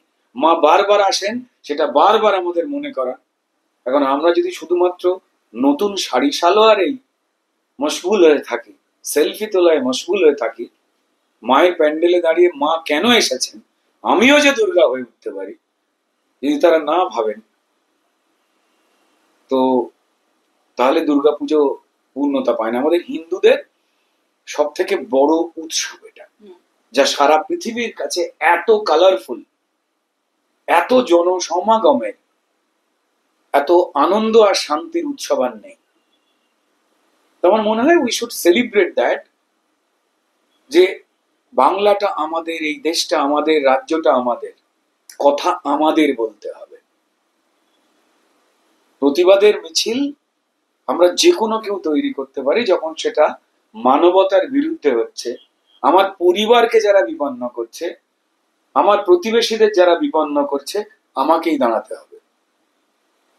আমরা ভুলে যাই যে শুধুমাত্র মাতঙ্গিনী হাজরা বা প্রীতিলতা ওয়াদ্দেদার বা কল্পনা দত্তরা নয়, তার অনেক আগে থেকেই সারা ভারতবর্ষে রানী অহল্যাবাই, অহল্যা হোলকার, আমরা মহেশ্বরী শাড়ি পরি, 1725 জন্মানো একজন নারী, যিনি ইন্দোর শাসন করতেন, তিনি ডাক যোগাযোগ ব্যবস্থা করে দিয়েছিলেন, যিনি মহেশ্বরী শাড়ি নিয়ে মেয়েদের কাজ করা এবং শক্তিশালী হয়ে ওঠার ক্ষেত্রে ভূমিকা পালন করেছিলেন। আমরা জানতে পারিনি গুগলের চলে আসবার পরেও গুগল করে, যে রানী ভবানী, যাকে জমিদার বলেছিলেন আমায় বিয়ে করবে, একটা 13 বছরের মেয়েকে, তখন তো কম বয়সে বিয়ে হতো, সেই 13 বছরের মেয়েটা বলেছিল আমি তোমায় বিয়ে করতে পারি জমিদার, তুমি যদি আমাদের গ্রামের রাস্তাটা, যেটা হাট অব্দি গেছে, যেখানে বর্ষাকালে কাদা হয়ে যায়, মানুষ যেতে পারে না, ওই রাস্তাটা ঠিক করে দেবে, তাহলে আমি বিয়ে করব। সে বলেনি আমার গয়না চাই, 7 নলা হার চাই, তাহলে আমি তোমায় বিয়ে করব। সে মানুষের কথা বলেছিল। তার রাজত্ব যশোর থেকে শুরু করে বীরভূম অব্দি বিস্তৃত ছিল, যাকে অর্ধবঙ্গেশ্বরী বলা হতো। আমরা তাকে ভুলে গেছি এই মাটির। আমরা রানী ভবশঙ্করীর কথা ভুলে গেছি, যে মোগল শাসকের বিরুদ্ধে যিনি একাই লড়াই করতে পারতেন, হুগলি ভুরসুট সেইখানে ছিলেন। আমাদের জানতে হবে, আমাদের পড়তে হবে, আমাদের ভুলিয়ে দেওয়া হচ্ছে। আমরা সেলিব্রেট করি না যে মেয়েটা অক্সিজেন সিলিন্ডার না থাকা সত্ত্বেও পাহাড়ে গিয়ে এভারেস্টে যে বাংলার মেয়েগুলো ভারতের পতাকা পুঁতে আসছে, আমরা তাকে নিয়ে সেলিব্রেট করি না। যে মেয়েটা লোহা তুলছে বাংলার, বা দৌড়চ্ছে, লং জাম্প, হাই জাম্প দিচ্ছে, বা ক্রিকেট খেলছে পুরুষের মতোই, ফুটবল খেলছে, আমরা তাকে নিয়ে সেলিব্রেট করি না। বা যে ম্যারাথন দৌড়চ্ছে গরিব বাড়ির মেয়েটা। ডেফিনেটলি আমরা ইনস্টাগ্রামে থাকবো, কিন্তু বাংলাতে যে যে গ্রামগুলো থেকে, বাকি যে গ্রামগুলো থেকে এই জ্বলন্ত মেয়েরা জন্মাচ্ছে, গ্রাম বা শহর থেকে যে মেয়েগুলো প্রতিবাদের আগুন ঝরাচ্ছে, আমরা তাদের হাত মজবুত করব। শুধু ইনস্টাগ্রামে আটকে থাকলে হবে না, আমাদের বাকি গ্রামগুলো থেকেও যে শক্তিশালী মেয়েরা উঠে আসছেন তাদের মজবুত হতে হবে। আমার মনে হয় যে দুর্গাপুজো শুড সেলিব্রেট মহিলাদের পাওয়ার, এম্পাওয়ারমেন্ট। এতগুলো তো দেবদেবী ছিলেন, তারা তাদের প্রত্যেকের অস্ত্র ধারণ করবার জন্য একজন নারীকেই লাগলো, মা দুর্গা। ব্রহ্মা, বিষ্ণু, মহেশ্বর তিনজন যা পারলেন না, তিনজন যেটা করলেন না, সেটা একজন নারী ধারণ করার ক্ষমতা থাকে। তো we should respect our ability. এটা প্রত্যেকটা মহিলাদের, বিশেষ করে আমার বাংলার মা বোনেদের দুর্গাপুজোটা সেলিব্রেট করা উচিত ওম্যান এম্পাওয়ারমেন্টের চরম দিন হিসেবে। এবং আমাদের সনাতন ধর্মে বারবার আমরা দেখেছি, যা পৃথিবীর অন্য কোনো ধর্মে নেই, মহিলাদের শক্তিকে সেলিব্রেট করা। মা কালী, মা দুর্গা, মা লক্ষ্মী, মা সরস্বতী, তারা কারা? আমরা জগদ্ধাত্রী মায়ের কথা বলতে পারি, যে কোনো কারোর কথা বলতে পারি। তারা কারা? তারা মহিলা। এত বড়ভাবে পুরুষ দেবতাদের তো সেলিব্রেটেড হতে দেখি না আমাদের সনাতন ধর্ম। সো এই ধর্মটা কোথাও একটা শেখায় জীবনচর্যা, জীবন দৃষ্টিভঙ্গির তফাৎ। আমাদের এখানে কখনো পর্যন্ত কুপমণ্ডুকতা নেই, ওপেন উইন্ডো। বাট যেহেতু আমাদের গুরুকুল পদ্ধতিতে শিক্ষাটা তুলে দেওয়া হয়েছে, তাই 33 কোটি দেবতা বলতে গেলে আমরা গাল চুলকই। 33 crore না, 33টা বিভাগের বা প্রকারের দায়িত্বে থাকা দেখতে, প্রত্যেকের সেগমেন্ট ভাগ রয়েছে। যেমন আমাদের মিনিস্ট্রি চলে না, অর্থমন্ত্রী, শিক্ষামন্ত্রী, অমুক মন্ত্রী, তমুক মন্ত্রী, প্রত্যেকেরই কাজ ভাগ করা থাকে। ঠিক তেমন আমাদের দেব দেবীদের দায়িত্বগুলো ভাগ করা রয়েছে। আমাদের একটু জানতে হবে। সাধারণত আমরা যখন দেখতে পাই যে যেমন মাদ্রাসা শিক্ষা রয়েছে, তাদের ধর্ম নিয়ে পড়াশোনা করা যারা ইসলাম ধর্মের মানুষ, বা মিশনারি শিক্ষা রয়েছে খ্রিস্টান ধর্ম সম্পর্কে। ঠিক তেমনই গুরুকুল ছিল, যেখানে আমাদের ধর্ম এবং বিজ্ঞান, সংস্কৃতি এবং শরীর চর্চা, আত্মরক্ষা সব কটাই শেখানো হতো। সেটা তুলে দেওয়া হয়েছে। তো ফলত আমাদের জানাটা কমে গেছে, সেটা অনেকেই চালু করতে চাইছেন। এবং তখন আমরা আসলে ওম্যান এম্পাওয়ারমেন্ট, এই আমাদের দেবদেবীদের যে অশুভ শক্তির বিরুদ্ধে লড়াই, সেই বিষয়ে আরো সচেতন হতে পারবো আমরা। I am waiting for the moment যেখানে মহিলারাই অনেকেই তৈরি করছেন, সেই গ্রুপ তৈরি করছেন, আরো বেশি হতে হবে। সত্যি মানে রুদ্রনীল স্যারই হয়তো পারেন এত ভালো করে ব্যাখ্যা করতে। তো যাই হোক, পরবর্তী প্রশ্ন সেটা হচ্ছে যে ছোটবেলাকার পুজোর আপনি কি সব থেকে বেশি মিস করেন? প্রেম। তার কারণটা তো তখন ধরো ক্লাস 11-এ না উঠলে ঘড়ি পরবার প্রচলন ছিল না। একদম।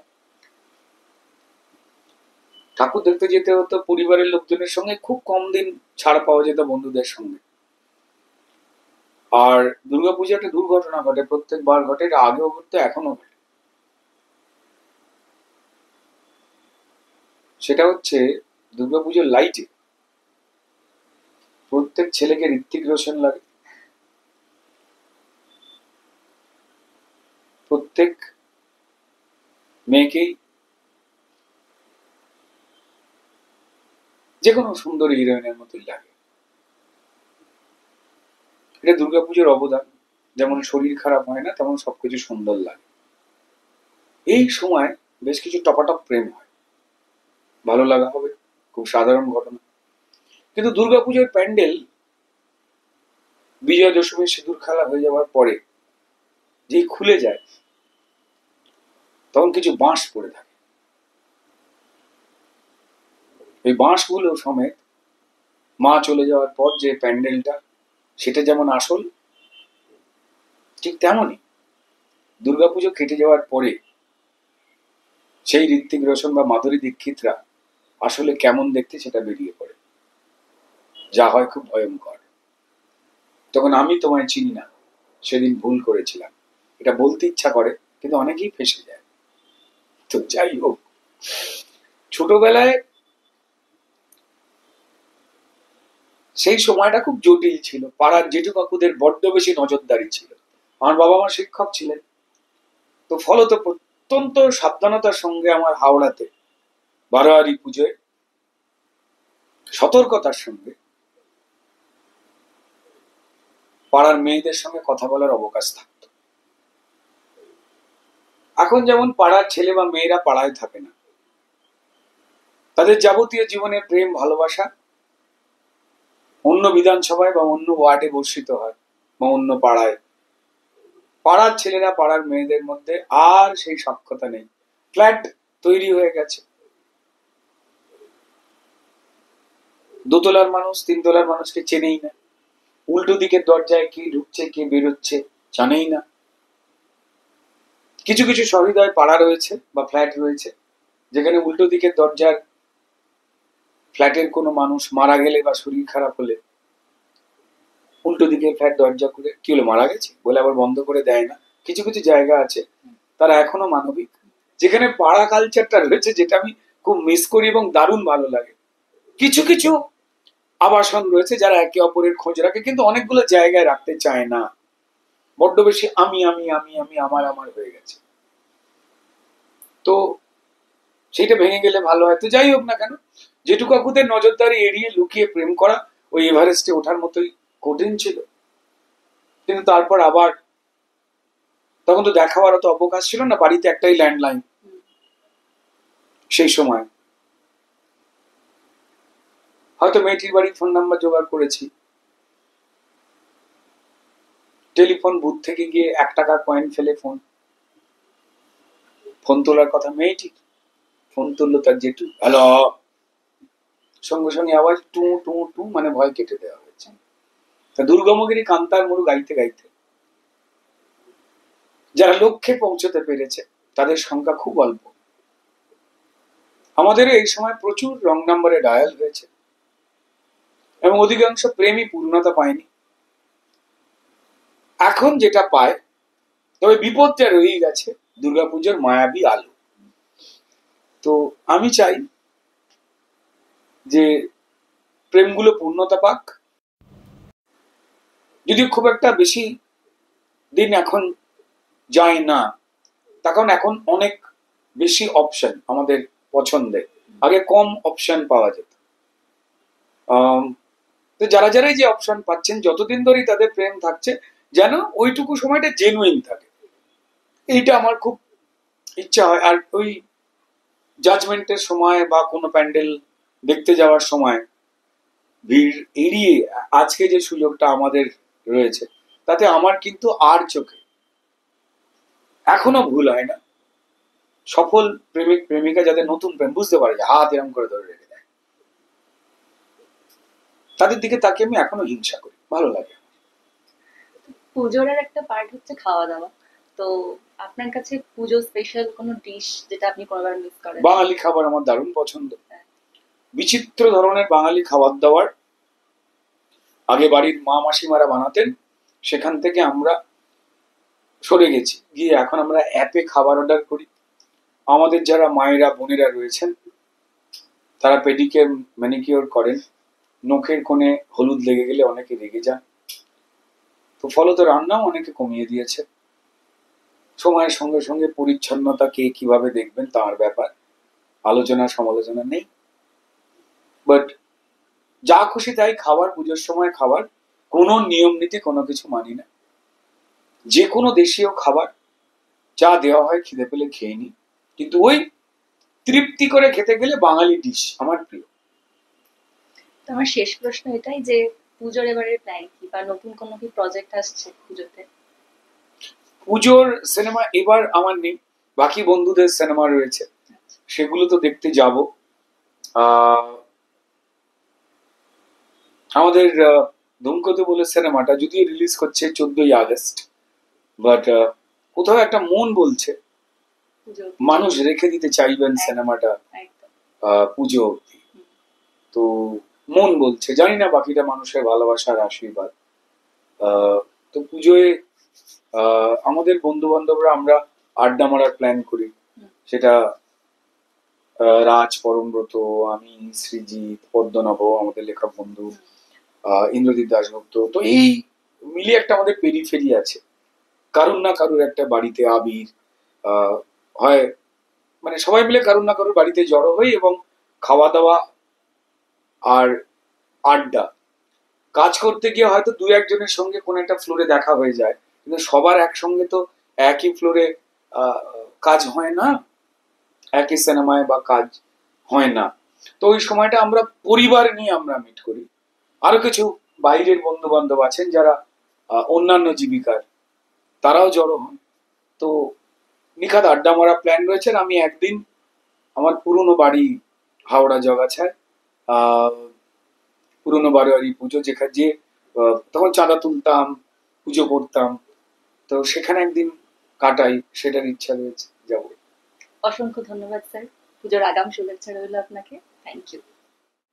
মোবাইলের ছোট স্ক্রিনে হোক কিংবা সিনেমা হলের বড় পর্দায়, আজকের দিনে দাঁড়িয়ে বাংলা ইন্ডাস্ট্রির একজন অন্যতম দক্ষ অভিনেতা হলেন রুদ্রনীল ঘোষ। তবে ওনার পছন্দ অপছন্দ ঠিক কি, সেই সব জানতেই আমরা নিয়ে এসেছি আজকের দিনের লাস্ট সেগমেন্ট, একটি র্যাপিড ফায়ার রাউন্ড। স্যার, বাঙালি বলতেই তো আমরা জানি খাদ্য রসিক, তাহলে সেই পরম্পরাকে চালু রেখে কিছু খাবারের প্রশ্ন দিয়ে শুরু করি। দিনের শুরুতে আপনি কি প্রেফার করবেন, চা নাকি কফি? চা। চায়ে নিলে পাতে যদি যে কোনো একটি মিষ্টি নিতে বলা হয়, কোনটা আপনি চুজ করবেন, রসগোল্লা না পান্তুয়া? রসগোল্লা। আচ্ছা, একটা আপনার কমফর্ট ফুড যেটা আপনার মনকে হঠাৎ করে একদম ভালো করে দিতে পারে, এরকম কোনো খাবার আপনার? আম সত্য। আচ্ছা, এবার যদি আপনার কাজের প্রশ্নে ফিরি, আপনার এতদিনের কেরিয়ার জীবনের আপনার কাছে সব থেকে প্রিয় রোল কোনটি? কঠিন প্রশ্নই। মন দিয়ে সব চরিত্র করাই একজন অভিনেতার কাজ। এবার তার মধ্যে কিছু চরিত্র তার নিজের ভালো লাগার তৈরি হয়। চ্যাপলিন ছিলই, বংশী দাসের চরিত্র। আর একটা হতে চলেছে ধূমকেতুতে যে চরিত্রটা করেছি, সেটা কি, সেটা 14ই আগস্ট থেকে মানুষ বুঝতে পারবেন। আর কেন বললাম সেটা বোধহয় তারা আন্দাজ করবেন। বেশ স্যার, আর আপনার কেরিয়ার জীবনে এমন কোনো স্ক্রিপ্ট এসছে যেটা আপনি ধরুন রিজেক্ট করলেন, অথচ পরে গিয়ে অডিয়েন্সের কাছে সেটি একটি হিট দাঁড়ালো? না, এখনো তেমনটা হয়নি। আচ্ছা, এমন কোনো পরিচালক যার সাথে ভবিষ্যতে সুযোগ পেলে আপনি আবার কাজ করতে চাইবেন? সেটা অমিত শর্মা। মানে আমি যে হিন্দি সিনেমাটা করলাম অজয় দেবগনজির সঙ্গে, ময়দান বলে, হ্যাঁ। এই অমিত শর্মা ময়দানের আগে একটা সিনেমা বানিয়েছিলেন যা সারা ভারতবর্ষকেও তোলপাড় করেছিল, বাধাই হো। হ্যাঁ।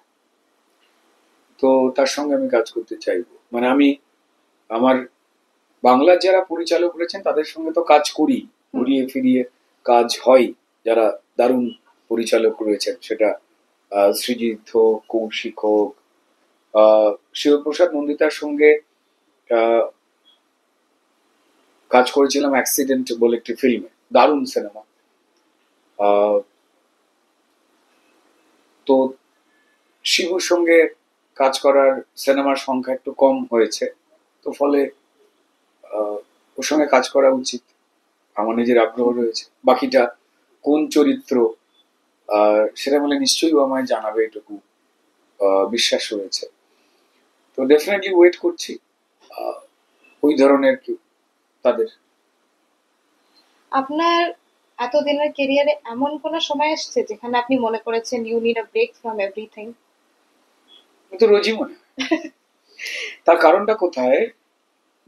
কোন চরিত্রকে ভালোবেসে ফেললে সেই সিনেমায় কাজটা শেষ হয়ে যাওয়ার পর ওই চরিত্রটা না হ্যাংওভার অনেক সময় থেকে যাওয়ার সম্ভাবনা থাকে অভিনেতার।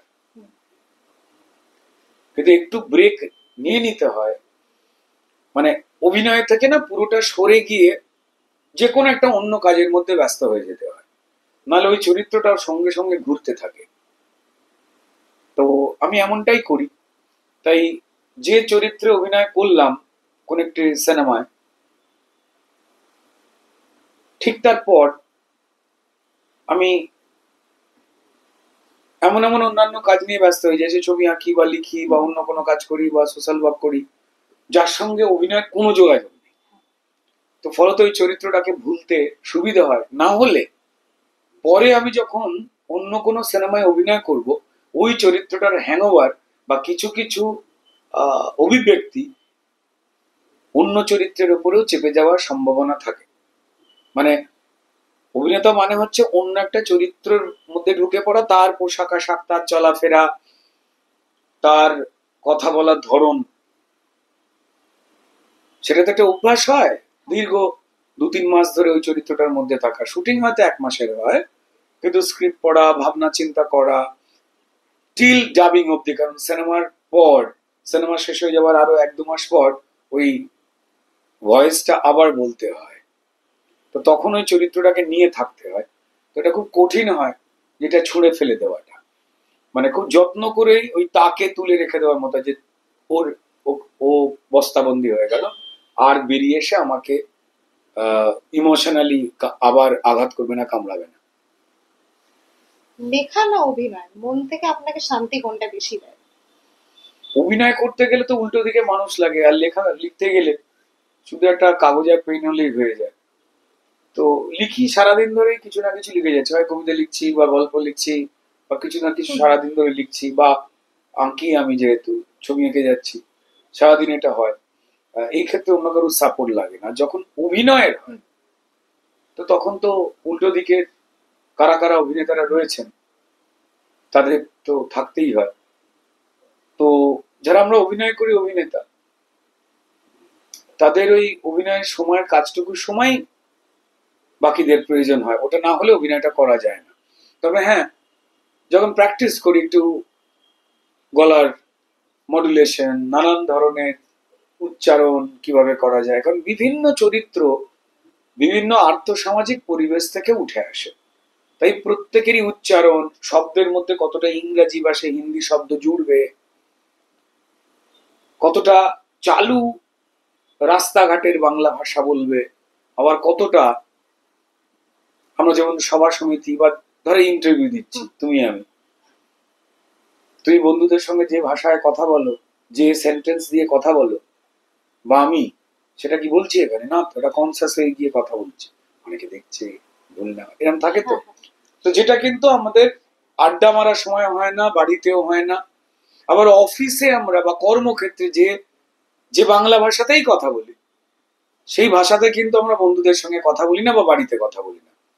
একই বাংলা, কিন্তু শব্দ চয়ন, বাক্য গঠন পরিবেশ অনুযায়ী পাল্টায়।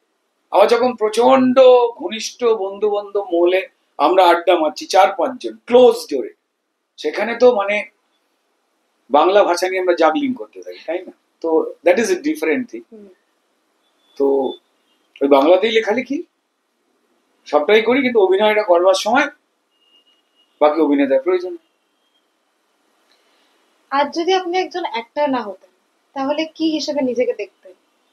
প্রচন্ড কুড়ে আর একটু ঘুম টুম নিয়ে থাকা লোক, কিছু কিছু লিখছি আবার ঘুমিয়ে পড়ছি, রোজগারের জন্য কিছু একটা করতে হতো, নালে খাবো কি, কেউ তো খাইয়ে দেবে না, আমি একা মানুষ, সে একটা ঝঞ্ঝট নিশ্চয়ই হতো কিছু একটা। তখন নয় আঁকা টাকা শেখাতাম, টিউশনি করতাম, নয় বাড়িতে করতাম কিছু একটা, শিখিয়ে টিকিয়ে। চাকরি টাকরি করার আমার খুব একটা বেশি ইচ্ছা হয় না। ওই 10টা 5টা যে ডিউটি যারা করেন তাদের অসীম ধৈর্য এবং ক্ষমতা, নির্দিষ্ট সময় একটা জায়গায় ব্লক হয়ে, যেটা মনের ইচ্ছা নেই, রাগ হচ্ছে তবুও কলম পিষে যেতে হচ্ছে, যারা করেন তাদের প্রণাম। আমি অধৈর্য হয়ে পড়তাম।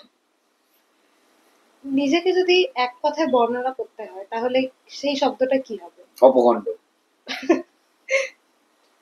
তার কারণ আমার নিজের মনে হয় যে ঈশ্বর আমাদের যে ব্রেনটা দিয়েছে, যেটা অন্যান্য প্রাণীর ক্ষেত্রে অতটা সচল নয়, তা দিয়ে অনেক কিছু করা যায়, যার কিচ্ছুটি করে উঠতে পারিনি এখনো পর্যন্ত। একটা আঁকড় হয়তো কাটতে পেরেছি, কিন্তু কোনো বড় হরফে এখনো পর্যন্ত কোনো কিছু লেখা হয়নি। ওই গাছ থেকে আপেল পড়ে, পেয়ারা পড়ে, নাশপাতি পড়ে, সবাই খেয়ে নি, নিউটন না খেয়ে এরকম করে ভাবতে শুরু করেছে। তো তার মানে আবার কেউ আপেল বেচেও দিয়েছে, ব্যবসায়ী হয়ে গেছে। তো অনেক কিছুই রয়েছে, আরো যোগ্য হয়ে উঠতে হবে। আর সেই যোগ্যতাটা শেখায় আমাদের সমাজ। আমার আশপাশে ঘুরে বেড়ানো অনেক মানুষ, যারা অনেকে শিক্ষা দীক্ষা বা ডিগ্রির দিক থেকে পণ্ডিত, আবার অনেকে পড়াশোনায় জানেন না, তারাও ইকুয়ালি পণ্ডিত। আমাদের দেশে আসলে না বুদ্ধি বিচার হয় ব্যাংক ব্যালেন্স দিয়ে, ডিগ্রি দিয়ে। এটা আমার কাছে বড় ভুল মনে হয়। যে আমাদের একটা কথা আছে, শিক্ষা যা বিমুক্ত হয়, সংস্কৃত কথা। শিক্ষা সেই আলো যা অজ্ঞানতা বা অন্ধকারকে মুছে দেয়। এবার এটা যে কোনো বিষয় হতে পারে, তাই আমার ডিগ্রি আছে মানেই আমি কোনো বিষয় জানি, আর যার ডিগ্রি নেই বা যিনি গরিব বা যিনি প্রান্তিক মানুষ তিনি কিছু জানেন না। আমরা সমাজ নিয়ে বড় বড় কথা বলবো, টেলিভিশন চ্যানেলে বক্তব্য রাখবো, ইলেকট্রনিক মিডিয়া বা রিপোর্টার্সরা আসবেন, আমরাই বলবো। আর যিনি রিক্সা চালাচ্ছেন বা টোটো চালাচ্ছেন বা রোদে পুড়ে জলে ভিজে কাজ করছেন, ধান চাষ করছেন, তিনি কিছু জানেন না। যে শ্রমিক আমার জন্য হাতুড়ি পেটাচ্ছেন কারখানায়, তিনি কিছু জানেন না, একদম না, তিনিও সমান পণ্ডিত। তো we should learn from all, এটা মনে হয়। আপনার এমন কোনো গুণ যেটি দর্শকের কাছে এখনো অজানা আছে কিছু? গুণ এটা খুব মুশকিল বলা। গুণ আমি বলবো না, অভ্যাস বলা যেতে পারে, অজানা।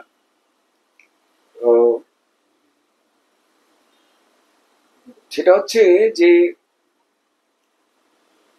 আমার মাঝে মধ্যেই ভিড়ের মাঝখানে খুব একা হয়ে যেতে ইচ্ছা করে। মানে কেউ কথা বলে যাচ্ছে আমার মুখের সামনে, এরকম হবে আর কি, তার ঠোঁট নড়ছে, আমি শুনবো না, শুনতে ইচ্ছা করছে আমার, ওইখানে বসে একটা কিছু দেখতে ইচ্ছা করছে, আমি সেটা দেখবো। কিন্তু এটা করলে উল্টো দিকের লোকটা তো খারাপ ভাববে, সেই জন্য অভিনয় করতে হয় আমি যেন তার কথা কি শুনছি। কিন্তু না, আমার মাঝে মাঝে মিনিট 5-7 এমন হয় আমি যেখানে বসে আছি অ্যাকচুয়ালি ওখানে নেই, অস্তিত্ব অস্বীকার ঘুরে কোথাও একটা চলে যাই আমি, চোখের সামনে অন্যান্য কিছু দেখে আমার দারুণ লাগে সেটা। তো এটা অভ্যাস, এটা আমার গুণ বলে মনে হলেও উল্টো দিকের লোকটার কাছে এটা অসভ্যতামি এবং বদগুণ। আমাদের অনেকেরই হয়, কি রে কি ভাবছিস করে ওঠে তখন কেউ। তো আমার এটা হয় মাঝে মাঝে, সামান্য বুদ্ধি দিয়ে যখন জ্ঞান ফিরে সম্বিত ওই জগতে ফিরে আসি, তখন হ্যাঁ হ্যাঁ ঠিকই তো বলে তার কথাকে সমর্থন করে দিই, শুনেই নি, ঠিক আছে। তো ওটাই নিজের সঙ্গে নিজের হয়ে যাওয়াটা, এটা হয়। আমি অনেকেরও হতে পারে, আমার এটা খুব করতে ইচ্ছা করে, মানে প্ল্যান করে কাউকে অসম্মান করবার জন্য না, নিজেকে নিজেকে সময় দিলাম। বিরাট গুরু গম্ভীর আলোচনা হচ্ছে দেশ নিয়ে, রাষ্ট্র নিয়ে, একে নিয়ে তাকে নিয়ে হচ্ছে। আমি তো দেখতে পাচ্ছি যে মাঠে 4টে গরু চড়ছে, যিনি গরু চড়াচ্ছেন তিনি বসে বসে সাথে ফোনে বাড়িতে কথা বলছেন, পাশ দিয়ে একটা ধানের আঁঠি মাথায় নিয়ে করে বয়ে চলে গেল, ঠিক আছে। 4টে বাচ্চা ছেলে হয়তো ওই সাইকেলের টায়ারটাকে নিয়ে এরকম করে যে খেলছে, আবার ফিরে এলাম, এরকম হয়। বুঝেছি। আজকে শেষ প্রশ্নে তাহলে চলে আসি। এখনকার যে ছেলে মেয়েরা যারা অ্যাক্টিং এ আসার কথা ভাবছে, তাদেরকে আপনি এই পিস অফ অ্যাডভাইস দিতে হলে কি দেবেন? অভিনয় করা মানে আমি যা তার বাদ দিয়ে যে কোনো চরিত্র যে কোনো দিন আমার কাছে আসতে পারে। তাই যে কোনো চরিত্র ফুটিয়ে তুলতে গেলে, চরিত্র তো লেখা হয় আমাদের সমাজ থেকে, লেখক গল্প লেখেন আমাদের সমাজের মানুষকে নিয়ে, তাই খুব ভালো করে আগে মানুষকে ভালোবাসতে হবে। এবার মানুষকে ভালোবাসতে গেলে আমাদের দুটো সমস্যা হয়, আমরা তাদের সঙ্গে সময় কাটাই আমার যারা পছন্দের। এই আমার যারা পছন্দের যদি কোনো অভিনেতা করেন তার বিরাট বড় ক্ষতি। তিনি আমার যারা পছন্দের সেই নেচারের মানুষের সঙ্গে মিশছেন, তাদের কথা বলা চলাফেরা তিনি রপ্ত করছেন, কিন্তু আমার যারা পছন্দের সেই চরিত্র তো আমি সবসময় পাবো না। আমার যারা পছন্দের নয় সেই ধরনের চরিত্র আমায় করতে দেওয়া হতে পারে, যাদের সঙ্গে আমি মিশছি না, আড্ডা মারছি না, তাকাচ্ছি না। তা আমি তাদের সঙ্গে মিশছি না বা তাকাচ্ছি না বা আড্ডা মারছি না, যদি এমনটা করি তো তাহলে তাদের চলা ফেরা, কথাবার্তা বলা, হাঁটা, এগুলো আমি রপ্ত করতে পারবো না। তাদের সাজ পোশাক রুচি, যেগুলো আমি পছন্দ করি না বলে মিশছি না, কাল আমায় সেই চরিত্রটা করতে দিতে পারে, তখন তো আমি ফেল করব। তাই একজন অভিনেতাকে আর সারাক্ষণ আমায় কেমন দেখতে লাগছে এটা না করে আমি যে চরিত্রটা করবার জন্য সুযোগ পেয়েছি তাকে কেমন দেখতে লাগা উচিত তার মানসিকতা অনুযায়ী এবং তার পেশা অনুযায়ী এবং তার আর্থ সামাজিক অবস্থান অনুযায়ী নিখুঁতভাবে পর্যবেক্ষণ করা উচিত। আমায় কেউ বিখ্যাত করবে না, ওই চরিত্রগুলোই বিখ্যাত করবে যেগুলো আমি নয়। যতক্ষণ না আমি তাদের ভালোবাসবো ততক্ষণ তাদের ওঠা বসা চলাফেরা কথাবার্তা পছন্দ, নীল পলিশের কালার দেখেও আমি একটা মানুষের চরিত্র বুঝতে পারি। তার গায়ের পোশাকের ধরন, চুলের ধরন, জামা কাপড় দামি হতে পারে কম দামি হতে পারে, কিন্তু পরিচ্ছন্নতা, এই সবটা দিয়েই কিন্তু আমরা একটা চরিত্রকে বুঝতে পারি। আজ আমি রাজরানী করছি, কাল আমাকে নকরানী চরিত্রকেও জ্যান্ত করে ফুটিয়ে তুলতে হবে। এই দুটোর জন্য প্রস্তুত থাকতে হবে। তাই একজন অভিনেতাকে সমাজের প্রত্যেকটা মানুষ, অফিসে, আদালতে, রাস্তা ঘাটে, কেউ যদি বাসে ঘুমিয়েও পড়ে কাল লাল পড়ছে কিনা এটাও আমায় দেখতে হবে। আমরা সবাই নাক খুঁটি, কেউ সামনে কেউ লুকিয়ে। সেটা হয়তো আমাদের ভালো লাগে না, কিন্তু আমি যদি কোনো একটা চরিত্র করি সেটা কেউ এরকম করে আঙুল ঢুকিয়ে এরকম করে ঘুরিয়ে মনে হয় কি খুঁজছে, একটা বিরাট বড় সিন্ধুক পেয়ে যাবে নাকের ভেতরে, কাল থেকে ধনী হয়ে যাবে, তা হয়তো পেলো না। আঙুল খুঁজতে খুঁজতে হয়তো তুমি তাকিয়ে রয়েছে তার দিকে এরকম করে, কি নোংরা লোকটা, এবার সে দেখবি এরকম করে ফেলে। মেয়েরা চালাক, হ্যাঁ অ্যাকচুয়ালি যা হয়েছে করে টাক করে নিয়ে নেয়। তো সেভাবে কেউ দেখছে না, কিন্তু সে হাতটা জামায় মুছলো নাকি কোন একটা কাগজে মুছলো বা একটা রুমালে মুছলো পরিচ্ছন্নতার জন্য, এটাকেও খেয়াল রাখা দরকার। ঘুমোতে ঘুমোতে কিছু লোক অন্যজনের গাড়ি দেখবে এরকম করে হেলে যায় ক্লান্তিতে, অফিস ফেরতার সময়। আমি ভাবতে হবে যে মানুষটা তাহলে কি ঘুমোতে পারে না? তার পোশাক আশাক দেখে তাকে বুঝতে হবে যে সে কত টাকা মাইনে পেতে পারে। তাহলে কি বাড়িতেও গালাগাল খেয়েছে, অফিসেও গালাগাল খেয়েছে, এতটা ক্লান্ত, নাকি তার মাইনেটা অত্যন্ত কম, পরিশ্রমটা বেশি, তাই আর পাচ্ছে না মানুষটা।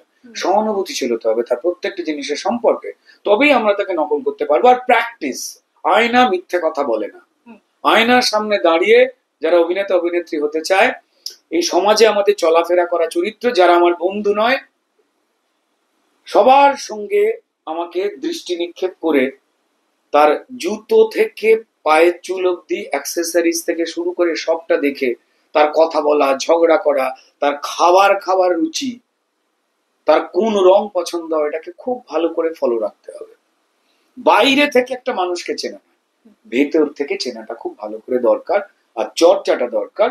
আর যারা ভালো কাজ করছেন অভিনেতা হিসেবে, হিরো আর হিরোইন দেখলে শুধু হবে না, প্রত্যেকটা চরিত্র তারা যেটা করে মানুষের ভালোবাসা নিয়েছেন, যে কোনো অভিনেতা অভিনেত্রী, সেটাকে দেখে প্র্যাকটিস করতে হবে। আর বা যে মানুষের চরিত্র দেখলাম সেটাকে আয়নার সামনে প্র্যাকটিস করতে হবে। করাই যায়, খুব সোজা, কিন্তু ওই চর্চাটা না করলে যে কোনো ধারালো তরোয়ালো জং পড়ে যায়। এইটুকুই। অসংখ্য ধন্যবাদ স্যার আমাদেরকে এতটা সময় দেওয়ার জন্য। আর অসংখ্য ধন্যবাদ সকল দর্শককেও আমাদের সাথে ইন্টারভিউটা শেষ অবধি দেখার জন্য। ভালো থাকবেন, আজ আসছি।